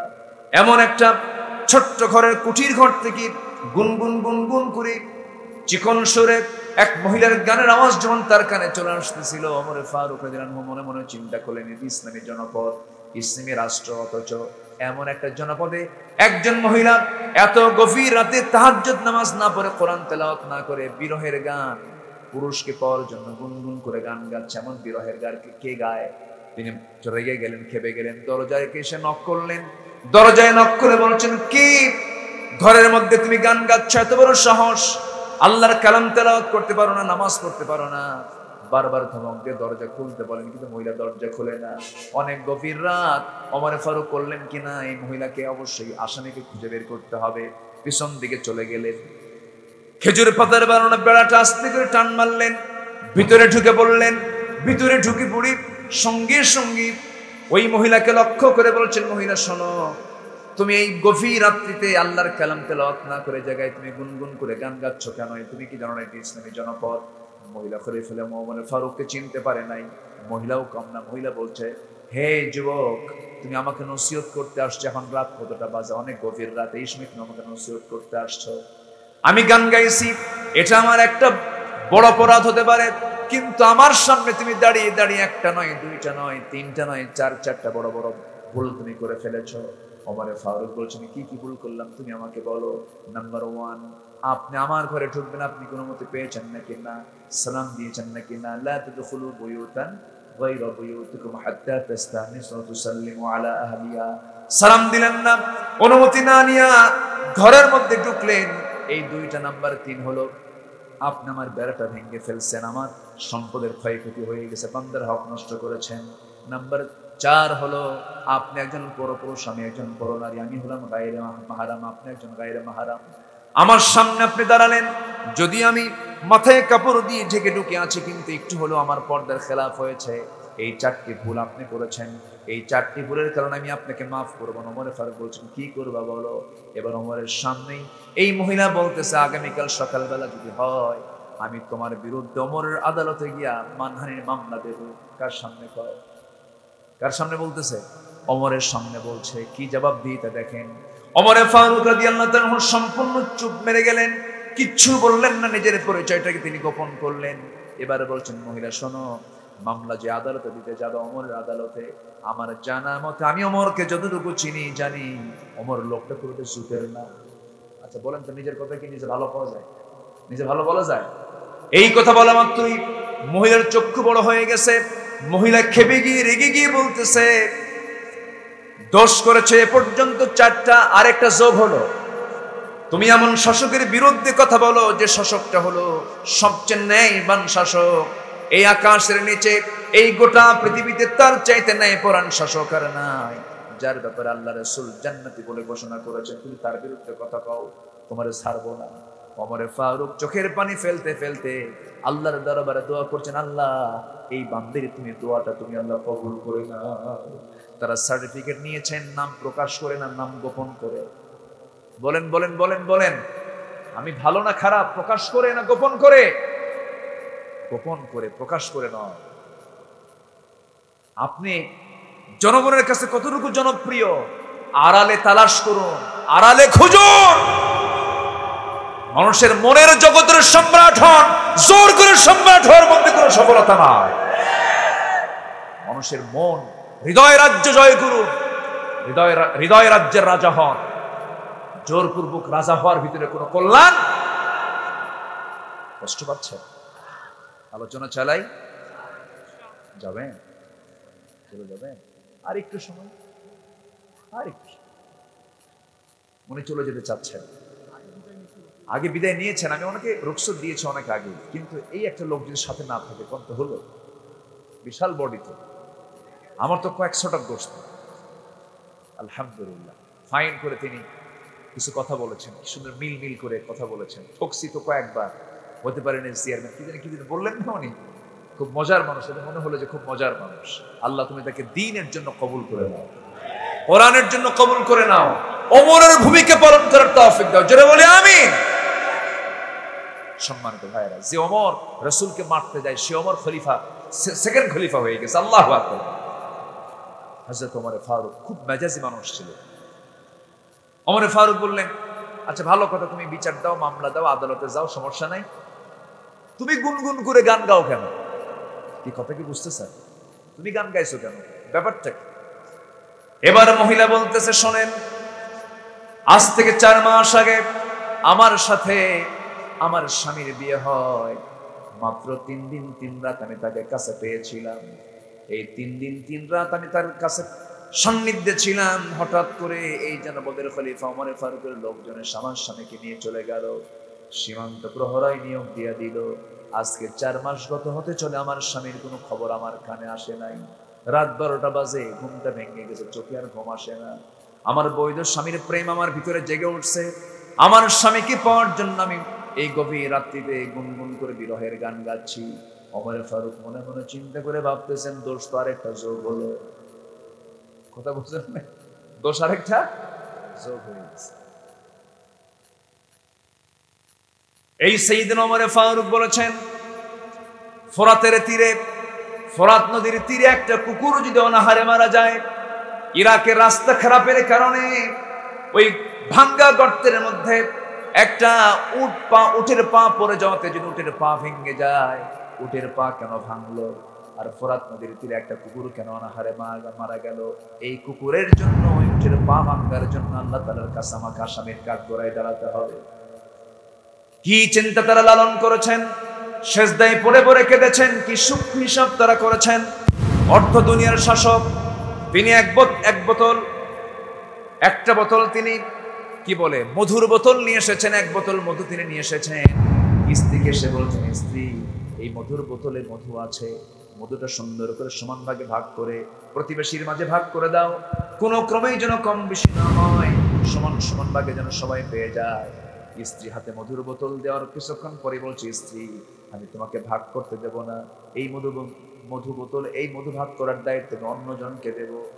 স্ত্রী একটু মনক্ষুণ্ণ হলেন, মনে মনে চিন্তা করলেন। ওমর ফারুক বলছেন, আমার বউ মনক্ষুণ্ণ হয়েছে কেন, কি হয়েছে? আপনি আমার বিশ্বাস করেন না, আমি কি কম বেশি করবো? স্বামী স্ত্রীর মধ্যে কি অভিমান হয় না? আজ থেকে অভিমান হয় না, রাগারাগি হয় কিনা বলেন? কিন্তু আমাদের দেশে আবার মাত্রা ছাড়া রাগারাগি হয়। একটু কিছু হইলে প্রায় আমাদের কাছে প্রশ্ন আসে, ফোন আসে, একটু রাগারাগি হইলেই একদম আইনের কাছে যায়, তালাক কিন্তু দিয়ে দিল। আছে কিনা এই সমস্যা? আছে কিনা বলেন? ওই সমস্ত মহিলার উপরে লানত, যে সমস্ত মহিলার ঘন ঘন তালাক চায়। আছে কিন্তু মহিলা কিন্তু কিছু আছে ঘন ঘন তালাক চায়, এটার প্রতি আল্লাহ লানত। আবার যে সমস্ত স্বামীরা কথায় কথায় তালাক শব্দ প্রয়োগ করে, আর আরেক বেয়াদব। আসতে বলবেন না, জোরে বলুন ঠিক কিনা? এটা উচিত না। অসংখ্য পরিবার আছে তালাক যে জীবনে কতবার দিছে, সংসার করে যাচ্ছে, জিনার সম্পর্ক হচ্ছে, ঠিক কিনা? তালাক দেয় সকালবেলা, আবার বিকেলবেলা আপোষ করে। তালাক কি একটা সস্তা বিষয়? এরকম অসংখ্য পরিবার আছে না নাই? আখিরের জামানার এই লক্ষণগুলো আমরা লক্ষ্য করছি। আখিরের জামানা এমন হবে, স্বামী স্ত্রীর মতো সম্পর্ক থাকবে, কিন্তু তালাক হয়ে গেছে, অবৈধ সম্পর্ক, জিনার সম্পর্ক হবে। এই জন্য এই সমস্ত বিষয়ে আমরা সতর্ক থাকবো। জোরে বলি ইনশাআল্লাহ। আচ্ছা, ওমরের নাম শুনলে কি মনে হয় নরম না গরম? নরম না গরম? অথচ বউয়ের সামনে খুব নরম ছিল। বউকে কে ভয় করে না? আমিও তো ভয়। বউকে না ভয় করলে কি উপায় আছে? বউয়ের কথা না শুনলে কি উপায় আছে? পৃথিবীতে এমন কোন স্বামী নাই যে বউয়ের কথা শুনে না, শুনলে সংসারই হবে কেউ কিছু করে। আস্তে কোন, জোরে কোন, ঠিক কিনা? উপায় আছে? কি যেন কইছে এক রাজা প্রজাদের মাঝে ঘোষণা করছে, যে প্রজা বইয়ের কথা শোনে না, যে সমস্ত প্রজারা বইয়ের কথা শোনে না তাদেরকে একটা করে ঘোড়া দেওয়া হবে, আর যে সমস্ত প্রজা বইয়ের কথা শোনে তাদেরকে একটা করে ডিম দেওয়া হবে। গোটা দেশে বইয়ের কথা শোনে না এমন লোক খুঁজেই পাওয়া যাচ্ছে না, সব শুধু ডিম নিয়ে যাচ্ছে। বিকেল বেলা এক বেচারে এসে বলতেছে, রাজা মশাই জীবনে কোনোদিন বইয়ের কথা শুনি নাই। রাজা এবার বলতেছে, শোনো, ওই যে আস্তা বলে ঘোড়া আছে, ঘোড়া একখান নিয়ে যা। কালো একখান, কালো কালারের একটা ঘোড়া নিয়ে চলে গেছে বাড়িতে। বউ বলতেছে, কি ব্যাপার তোমার আসতে এত দেরি হলো? ওকে দেখো যে ঘোড়া আনছি। ঘোড়া কালো কেন? এটা কোনো কালার হলো? যাও পাল্টা লাল ঘোড়া নিয়ে আসো। কথা কি বুঝতেছেন? আবার ঘোড়া নিয়ে চলে আসছে রাজদরবারে। এসে বলছে, রাজা মশাই ঘোড়া তো কালো নিয়ে গেছি, কালো তো হচ্ছে না, এটাকে চেঞ্জ করে লাল ঘোড়া নিতে হবে। তো তোর এই পরামর্শ দিল, তোকে বউ আমার শিখাই দিল। রাজা কয়, ঘোড়া থুইয়া ডিম নিয়ে যায়। কি কথা কি বুঝতেছে? এইদিকে বিকেল বেলা রাজা গেছে রানীর কাছে। রানী বলল, রাজা মশাই পাইলেন কি? বইয়ের কথা শোনা মানুষ বইয়ের কথা না শোনা মানুষ কি পাইছেন? পাইছি, বিকেলে একটা পাইছিলাম, তাও আবার ঘোড়া ফেরত দিয়া ডিম নিয়ে গেছে, পাইলাম। আর রানী বলে, শোনেন রাজা মশাই, অযথা ঠকানোর কি দরকার? যারা বইয়ের কথা শুনে তাদেরকে অন্তত ডিম না দিয়া 5 কেজি করে চাল দেন, কিছু কাজে আসবে। কাচ্ছা, ঠিক আছে। এখন মন্ত্রী বৈঠকে, উজিরদের বৈঠকে বসে বলতেছে, শোনো, আমি সিদ্ধান্ত নিলাম যারা বইয়ের কথা শোনে তাদেরকে ডিম না দিয়া 5 কেজি করে চাল দাও। এখন উজির বলতেছে, জাহাপনা, আপনাকে এই পরামর্শ দিল কে? বউ আমার শেখায় দিল। কি কথা কি বুঝতেছেন আপনারা? রাজাও শোনে, রাজাও শোনে, উপায় তো নাই। হযরত ওমর ফারুকের মতো মানুষ, এত বড় একজন শাসক, একদিন তার কাছে বিচার চাইতে আসছে এক বেচারি, মানে বইয়ের সঙ্গে গন্ডগোল, এটা মিটানোর জন্য ওমরের বাড়িতে আসছে। সেইদিন ওমর ফারুক তিনি ভিতরে তার স্ত্রীর সঙ্গে বাক বিতণ্ডা হচ্ছে, তর্ক বিতর্ক হচ্ছে। পাশের ঘরে বসে এই তর্কগুলো শুনতেছে হচ্ছে ওই বিচার প্রার্থী, ভাবতেছে যে সমস্যা নিয়ে আসলাম তার কাছে, সমস্যা এখন থেকে তার ঘরেই, সে আর কি ফায়সালা করবে? সে বিচার না নিয়ে চলে যাচ্ছে। পিছন দিকে ওমর ফারুক বলছে, এই তুমি কেন আসলে, কেন যাচ্ছ? তুমি কিছুই তো বললে না, একটা কিছু বলো। বলতেছে, আমিরুল মুমিনিন, যে সমস্যা নিয়ে আপনার কাছে আসছিলাম সেই সমস্যাটা আপনার ঘরের মধ্যেই ঢুকছে। আপনার বউ আপনাকে এত কিছু বলে আপনি একটা জবাবও দেন না। ওমর ফারুক মুস্কি হাসি মেরে বললেন, শোনো, আমি ওমর, আমার নাম শুনলে লোম পারস্য থরথর করে কাঁপে। আমার মেজাজ কেমন তুমি জানো, আমি কেমন প্রকৃতির তুমি জানো। এই ওমরকে, ওমরের বউ এত কিছু বললো, ওমর কি একটু উত্তর দিছে না? তুমিও কিছু কইও না, যাও। জোরে কোন সুবহানাল্লাহ, জোরে বলেন সুবহানাল্লাহ। ওমর ফারুক এমন মানুষ ছিল, প্রত্যেকটা সাহাবীরা ছিলেন এক একটা ইউনিভার্সিটি, সব রাসূলুল্লাহর ছাত্র। আল্লাহু আকবার, কি গড়েছেন তাদেরকে। অনেক লম্বা কথা, কিন্তু 12টা পার হয়ে গেল যে। কোন আপত্তি নাই, আলোচনা শুনতে রাজি আছেন আপনারা? জোরে বলি ইনশাআল্লাহ। দুইটা কাজ শিখে যাবে। এক নাম্বার হলো জিকির করব কার? আস্তে হলো জিকির করব কার? আল্লাহ। জিকিরের জন্য কোনো বাধা আমার সন্তান, আমার সম্পদ যেন না হয়। জোরে বলি ইনশাআল্লাহ, জোরে বলি ইনশাআল্লাহ। আমার বন্ধুগণ, সাইয়েদনা ওমর ফারুক রাদিয়াল্লাহু তাআলা আনহু মধুর বোতলটা করলেন কি, প্রতিবেশীর কাছে দিলেন আর বললেন, ভাগ করে দাও। ভাগ করে দেওয়া হলো। সেই ভাগের মধুটা নিয়ে এসে বউয়ের হাতে দিয়ে বলছে, আমার স্ত্রী শোনো, আমি তোমাকে সন্দেহ করি না, আমি তোমাকে দাম দেই, তুমি আমার সন্তানগুলোর মা। আমি বাইরের রাষ্ট্র চালাই, তুমি আমার বাড়ির রাষ্ট্র চালাও। আমি তোমাকে সম্মান করি, কিন্তু আমার স্ত্রী, আমি মধু ভাগ করার দায়িত্ব আমি তোমাকে এই জন্য দেই নাই, কারণ এই মধুটা হলো তরল জিনিস। এই মধু ভাগ করতে নিয়া তুমি যদি সমান ভাগও ভাগ করো, কিন্তু মধুর কিছু কয়েক ফোঁটা মধু তোমার হাতে লেগে যাবে। এই যে 2-1 ফোঁটা মধু যে তোমার হাতে লেগে যাবে, এতটুকু অংশ আমাদের ভাগে বেশি আসুক এটা চাই নাই মনে করে মধুভাগের দায়িত্ব আমরা না নিয়ে অন্যজনকে দিয়ে দিয়েছি। জোরে বলেন সুবহানাল্লাহ। এটার নাম জিকির। এটার নাম কি? আস্তে, এটার নাম কি? কোনো অনিয়ম করা যাবে না, কোনো অবৈধ করা যাবে না, কোনো হারাম কাজের দিকে জড়ানো যাবে না। আমার হালাল ইনকাম যদি হয়, নামাজ যদি ঠিক মতো হয়, রমজান মাসের রোজা যদি ঠিক মতো হয়। এক সাহাবী বলছেন, ইয়া রাসূলুল্লাহ, আমল আমার বেশি করব না, আমি আমার অল্প কিছু আমল দিয়ে দেন। রাসূল বলেন, তুমি কি কি আমল করবা কও। সাহাবী বলছেন, ইয়া রাসূলুল্লাহ, ইযা সাল্লাইতুল মাকতুবাত ওয়া সুমতু রমাদান ওয়া হালালতুল হালাল ওয়া হারামতুল হারাম ওয়া লাম আযিদ আলা যালিকা শাইআন আদখুলুল জান্নাতা ইয়া রাসূলুল্লাহ। ক্বালা নাআম। আমার বন্ধুগণ, সেই সাহাবী বলছেন, হুজুর, আমি 4টা কাজ করতে চাই। কি কি বলো?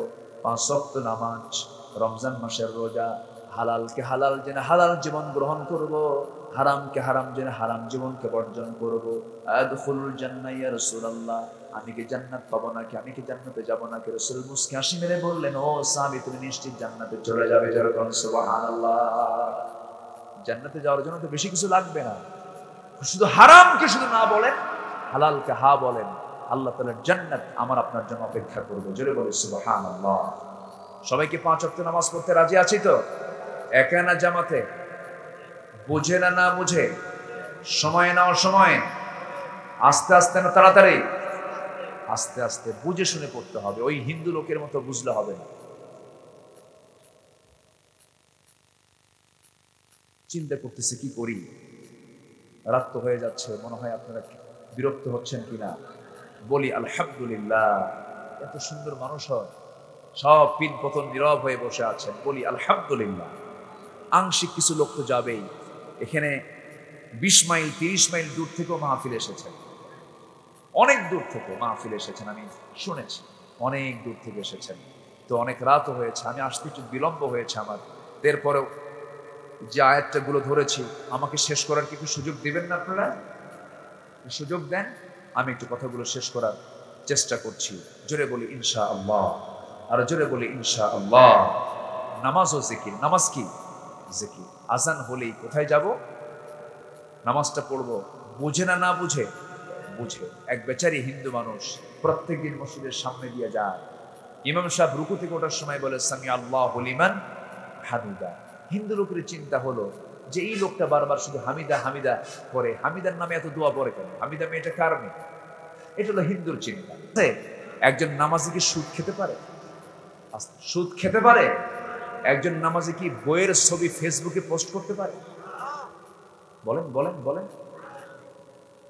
বইয়ের ছবি বিবাহ বার্ষিকী পালন করে, বইয়ের ছবি মোবাইলে তুলে নিয়ে অর্ধলগ্ন করে ফেসবুকে পাবলিক করে বলে আসুন আমরা সবাই মিলে আমার বউকে জামাতের সাথে দেখি। জোরেখন নাউজুবিল্লাহ, জোরেখন নাউজুবিল্লাহ। এগুলো কি একজন নামাজি করতে পারে? আসতে বলবেন, নামাজি করতে পারে? নামাজি করতে পারে না। আমার বন্ধুগণ, নামাজি কখনো মুনাফিক হতে পারে না। মুনাফিকের 3টা আলামত বলেছি, হাদিসের ভিতরে আরো 2টা আছে। ওয়াদা যখন করে, ওয়াদাটা ভঙ্গ করে, যখন সে কথা বলতে বলতে সারতে না পারে শুধু খারাপ কথা কয়, এমন লোক তো বাংলার জমিনে নাই। এগুলো সব মুনাফিকের লক্ষণ। আর একটা লক্ষণ হলো মুনাফিকরা মহান আল্লাহর মুমিন বান্দাদেরকে নিয়ে ঠাট্টা বিদ্রুপ করে, হাসি তামাশা করে, আলেমদের কোনো বিপদ আসলে পরে ওরা মিষ্টি বিতরণ করে। অপেক্ষা করো, দিন আসতেছে সামনে। জোরে বলে ইনশাআল্লাহ। আগামী দিন হবে ইসলামের দিন, আগামী দিন হবে কোরআনের দিন। আগামী 50 বছর পর রাশিয়ার মসজিদে মুসলমান দেশ চালাবে। দিন আসছে সামনে। জোরে বলি ইনশাআল্লাহ, আর জোরে বলি ইনশাআল্লাহ। রক্ত মুসলমানের যত ঝরবে, ময়দান প্রতি ইসলামের জন্য উর্বর হয়ে যাবে। আল্লাহ কবুল করুন। জোরে বলি আমিন। মুনাফিকরা অহংকারী হয়। কি হয়? ক্ষমতার অহংকার আছে না নাই? ক্ষমতার অহংকার আছে না নাই? ইমানদার কখনো অহংকারী হতে পারে না। আমার ভাইয়েরা, আরেকটা মুনাফিকের লক্ষণ হলো মিথ্যা বলতে বলতে এদের হৃদয়টা মানসিক ব্যাধিতে আক্রান্ত হয়ে যায়। নাম্বার 4 হলো মুমিনদের মূর্খ আখ্যা দেয়। ইসলামের পথে তারা কোনো অর্থ ব্যয় করে না, বরঞ্চ বাধা দিয়ে দেয়। মাহফিল তো নিজে পরিচালনা করে না, মাহফিল বন্ধ হয় কেমনে তার জন্য নাটক করে। আসতে বলবেন না, আছে না নাই? আছে।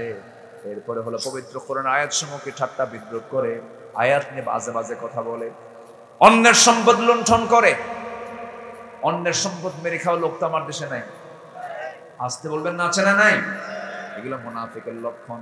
মানুষের সঙ্গে বিনা কারণে বিবাদে জড়ায়, পা দিয়ে বাড়ি একখান মারে, অযথা তর্ক লাগায়, অযথা বিবাদে জড়িয়ে যায়, অযথা গন্ডগোল সৃষ্টি করে, কিছু পার্থিব স্বার্থ হাসিলের জন্য গন্ডগোল সৃষ্টি করে ফেলে।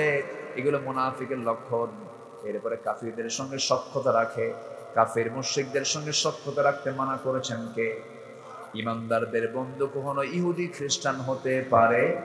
ইহুদি খ্রিস্টান হতে পারে? হতে পারে না। এরপরে আল্লাহ তাআলার সঙ্গে বিদ্রোহ করে, ইবাদত অলসতা করে। মুনাফিকরা সকল নামাজ পড়তে পারলেও ফজর নামাজ, এশার নামাজ কখনো পড়তে পারে না। এগুলো মুনাফিকের লক্ষণ। এরপরে দোটানায় ভোগে, মুমিনদের সঙ্গে ধোঁকাবাজি করে। নাম্বার 11 হলো ভীতু কাপুরুষতা, অস্থিরতা। এই সমস্ত বিষয়গুলো তাদের মধ্যে লক্ষণীয় হয়।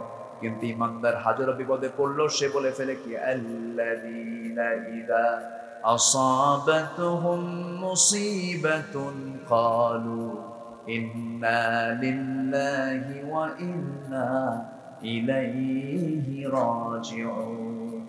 হাজারো বিপদ, হাজারো মুসিবত আসুক না কেন, সকল মুসিবতে ইমানদার বলে ফেলে কি, সবকার ফয়সালা আসতে বলবেন না, কার ফয়সালা? আল্লাহর ফয়সালা। আমার বন্ধুগণ, আল্লাহ তাআলা এরপরে দ্বিতীয় আয়াতে বলছেন, আমার তেলাওয়াতকৃত আয়াতের শেষ রুকু সূরা মুনাফিকুনের 10 নম্বর আয়াতে বলছেন, وَأَنفِقُوا مِمَّا رَزَقْنَاكُم مِّن قَبْلِ أَن يَأْتِيَ أَحَدَكُمُ الْمَوْتُ فَيَقُولَ رَبِّ لَوْلَا أَخَّرْتَنِي إِلَى أَجَلٍ قَرِيبٍ فَأَصَّدَّقَ وَأَكُن مِّنَ الصَّالِحِينَ। জোরে বলুন আল্লাহু আকবার। আল্লাহ বলছেন, বান্দারে আমার জিকিরে জানো, তোমার সম্পদ, তোমার সন্তান যেন কোনো বাধা না হয়ে দাঁড়ায়। নাম্বার 2 হলো, মরার আগে আমার পথে কিছু দান করে আসো। আমার পথে দান করো, তুমি আমাকে দিবা, আমি তোমাকে জান্নাত দিয়ে দেবো। সুবহানাল্লাহ। আল্লাহ বান্দার সঙ্গে কমিটমেন্ট করেছেন, বান্দা তুই আমাকে জান দিবি, মাল দিবি, আমি তোকে জান্নাত দিয়ে দেবো। যেরকম সুবহানাল্লাহ। ফিলিস্তিনের একজন ডাক্তার, একজন কি ডাক্তার, মহিলা ডাক্তার, ফিলিস্তিনের সম্প্রতি সাবা করিম তার নাম। এই সাবা করিম মহিলা ডাক্তার, নতুন বিয়ে হয়েছে 2 দিন মাত্র, বাসর ঘর ছেড়ে দিয়া ওই মহিলা চলে গেছে রাতের আধারে পাথর খুঁড়তে গেছে। কি খুঁড়তে গেছে? পাথর খুঁড়তে গেছে। পাথরগুলো খুঁটে খুঁটে হাতে সব জমা করেছে। তাকে বলা হচ্ছে, ডাক্তার হয়েছেন, আপনার ফুল সজ্জার ঘর, বাসর ঘর, নতুন বিয়ে শাদী হয়েছে, আপনি ওই সমস্ত আরামায়েশ বাদ দিয়ে আপনি এখানে কেন আসছেন? সঙ্গে সঙ্গে সাবা করিম বলছে, আমি এগুলো সংগ্রহ করছি, আমি যেন শহীদ হতে পারি, শহীদ হয়ে যেন আরামে যেন জান্নাতের বিছানায় যেন ঘুমাতে পারি।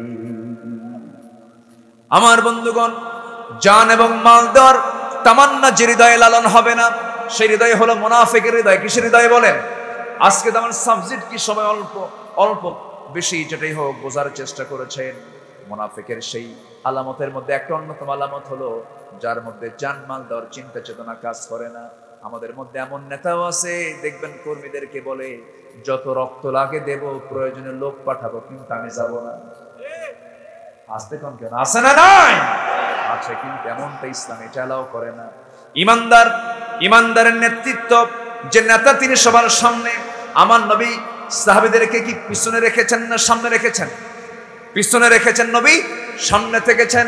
নেতৃত্বে আমার নবীজির সামনে থেকেছেন, নামাজের সামনে থেকেছেন, জিহাদের ময়দানের সামনে থেকেছেন, বদরের সামনে থেকেছেন, উহুদের ময়দানে আমার নবীজি যুদ্ধের নেতৃত্ব দিচ্ছেন, সাহাবা একরামকে নিয়ে যাচ্ছেন।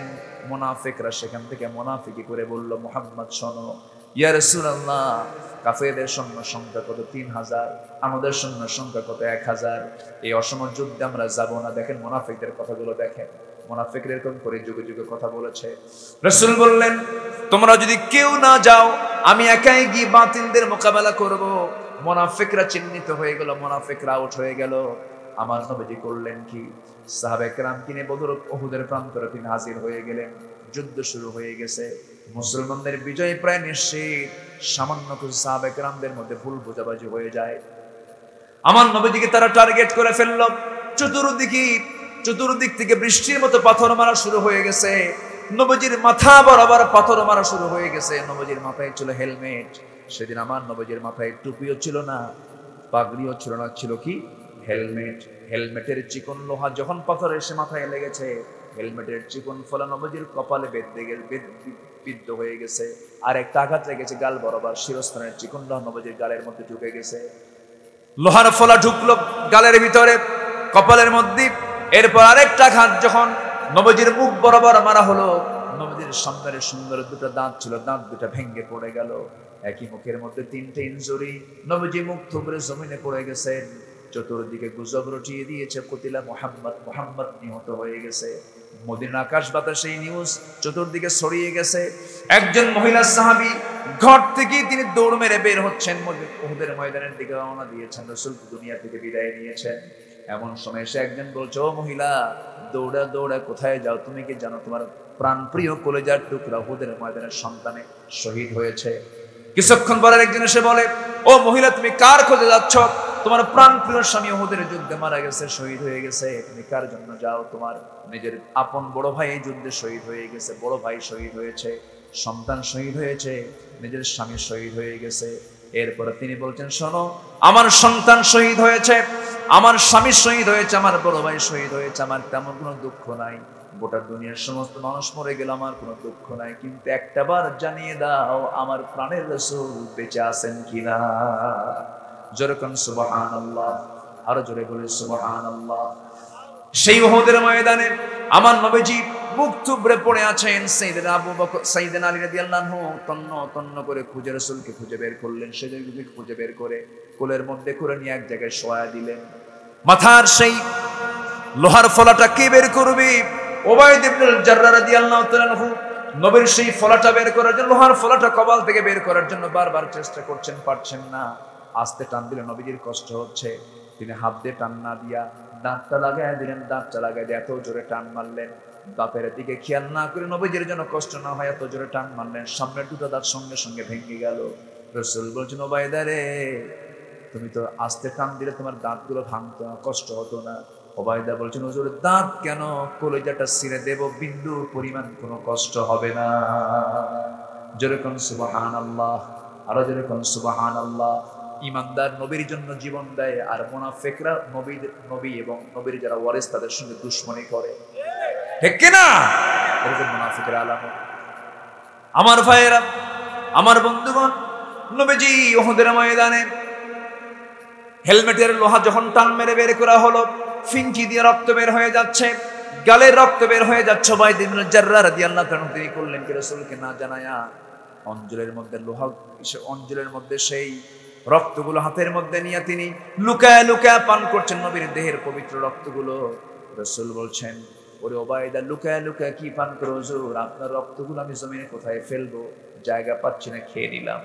রাসূল বলছেন, উবাইদা, যে দেহে আমার রক্ত ঢুকেছে সেই দেহ কোনোদিন আল্লাহর জাহান্নাম, সেই বান্দার রক্ত, সেই সাহাবীর রক্ত কখনো জাহান্নামে যেতে পারে না। যেরকম সুবহানাল্লাহ।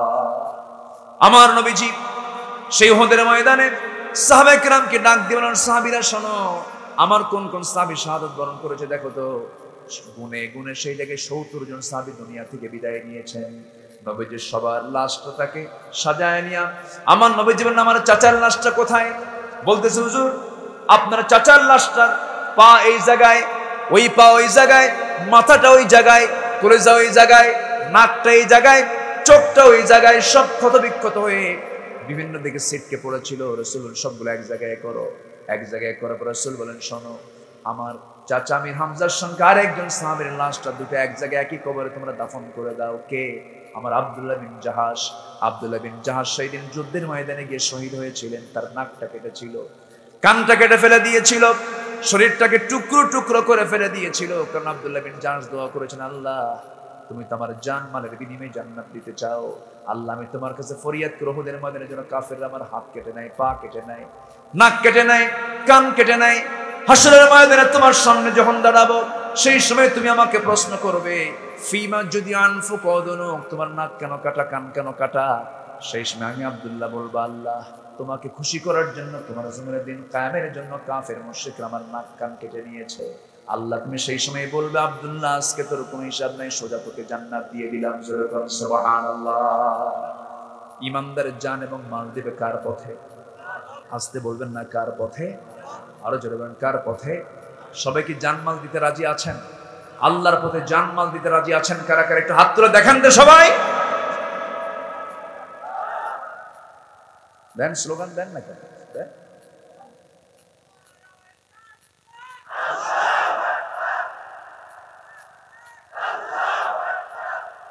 আল কোরআনের আলো, কোরআন হাদিস যেখানে, নারায়ে তাকবীর।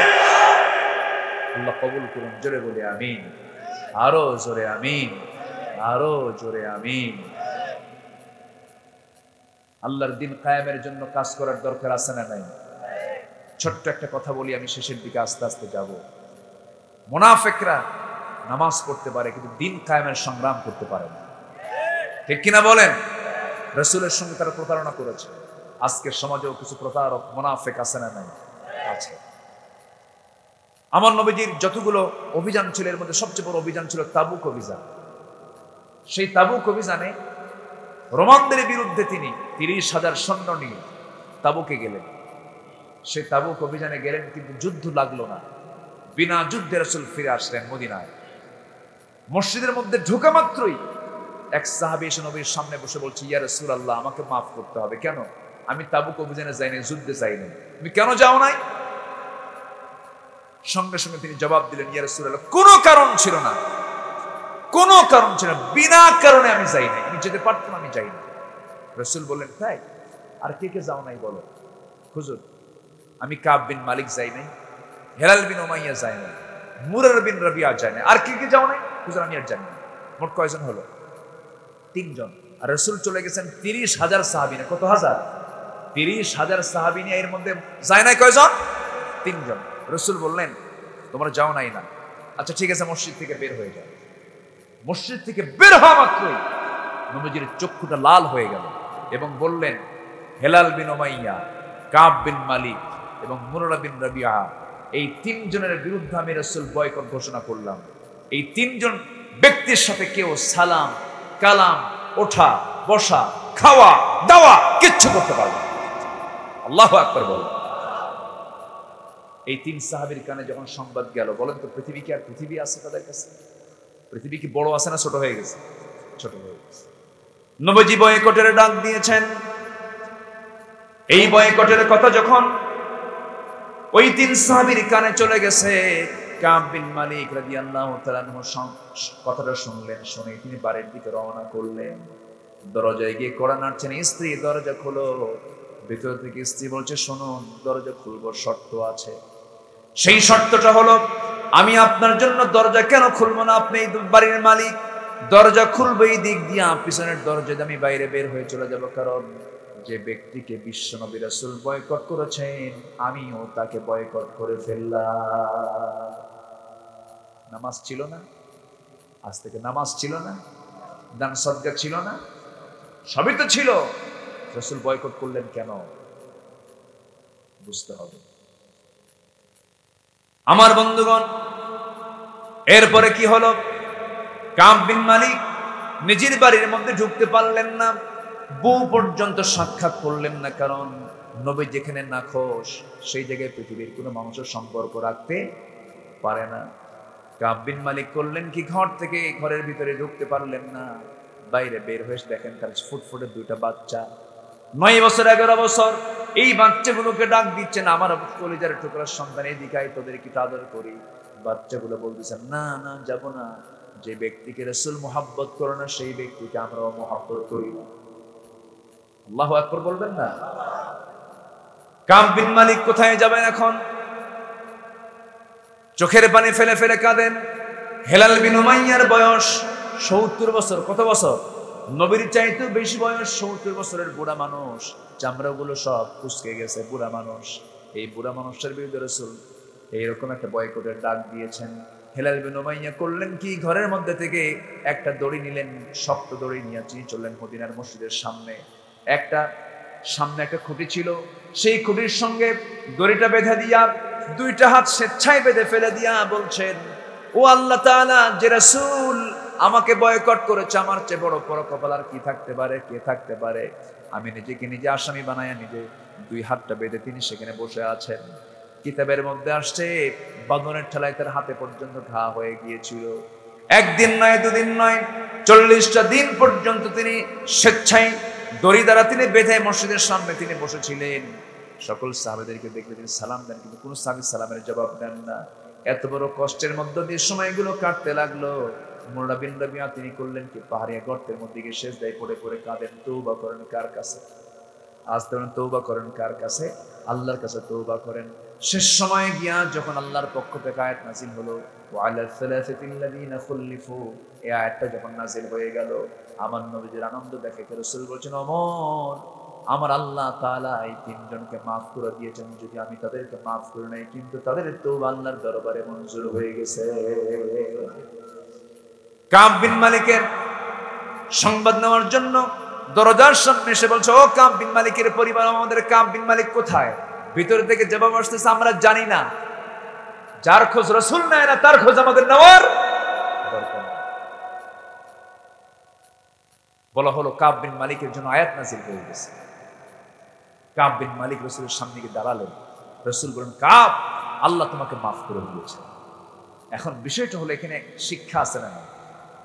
আসতে বলে শিক্ষা আছে না নাই? শুধু নামাজ পড়ি আপনি নাজাত পেয়ে যাবেন, শুধু রোজা রেখে নাজাত পেয়ে যাবেন তা নয়। আল্লাহর জমিনে আল্লাহর দিন থাকবে না, দুনিয়ার দিন প্রতিষ্ঠা থাকবে। আপনি ইমানদার চুপ করে থাকতে পারেন না। অবশ্যই সকল দিনের উপর আল্লাহর দিন বিজয়ের কাজ করার দরকার আছে না নাই? যারা করবে না তারা কি বলেন? তারা কি? আল্লাহ তুমি সবাইকে বোঝার তৌফিক দিও। জোরে বলি আল্লাহুম্মা আমিন। যতটুকু হয়েছে আমরা বলে ফেলি আলহামদুলিল্লাহ। জোরে বলি আলহামদুলিল্লাহ।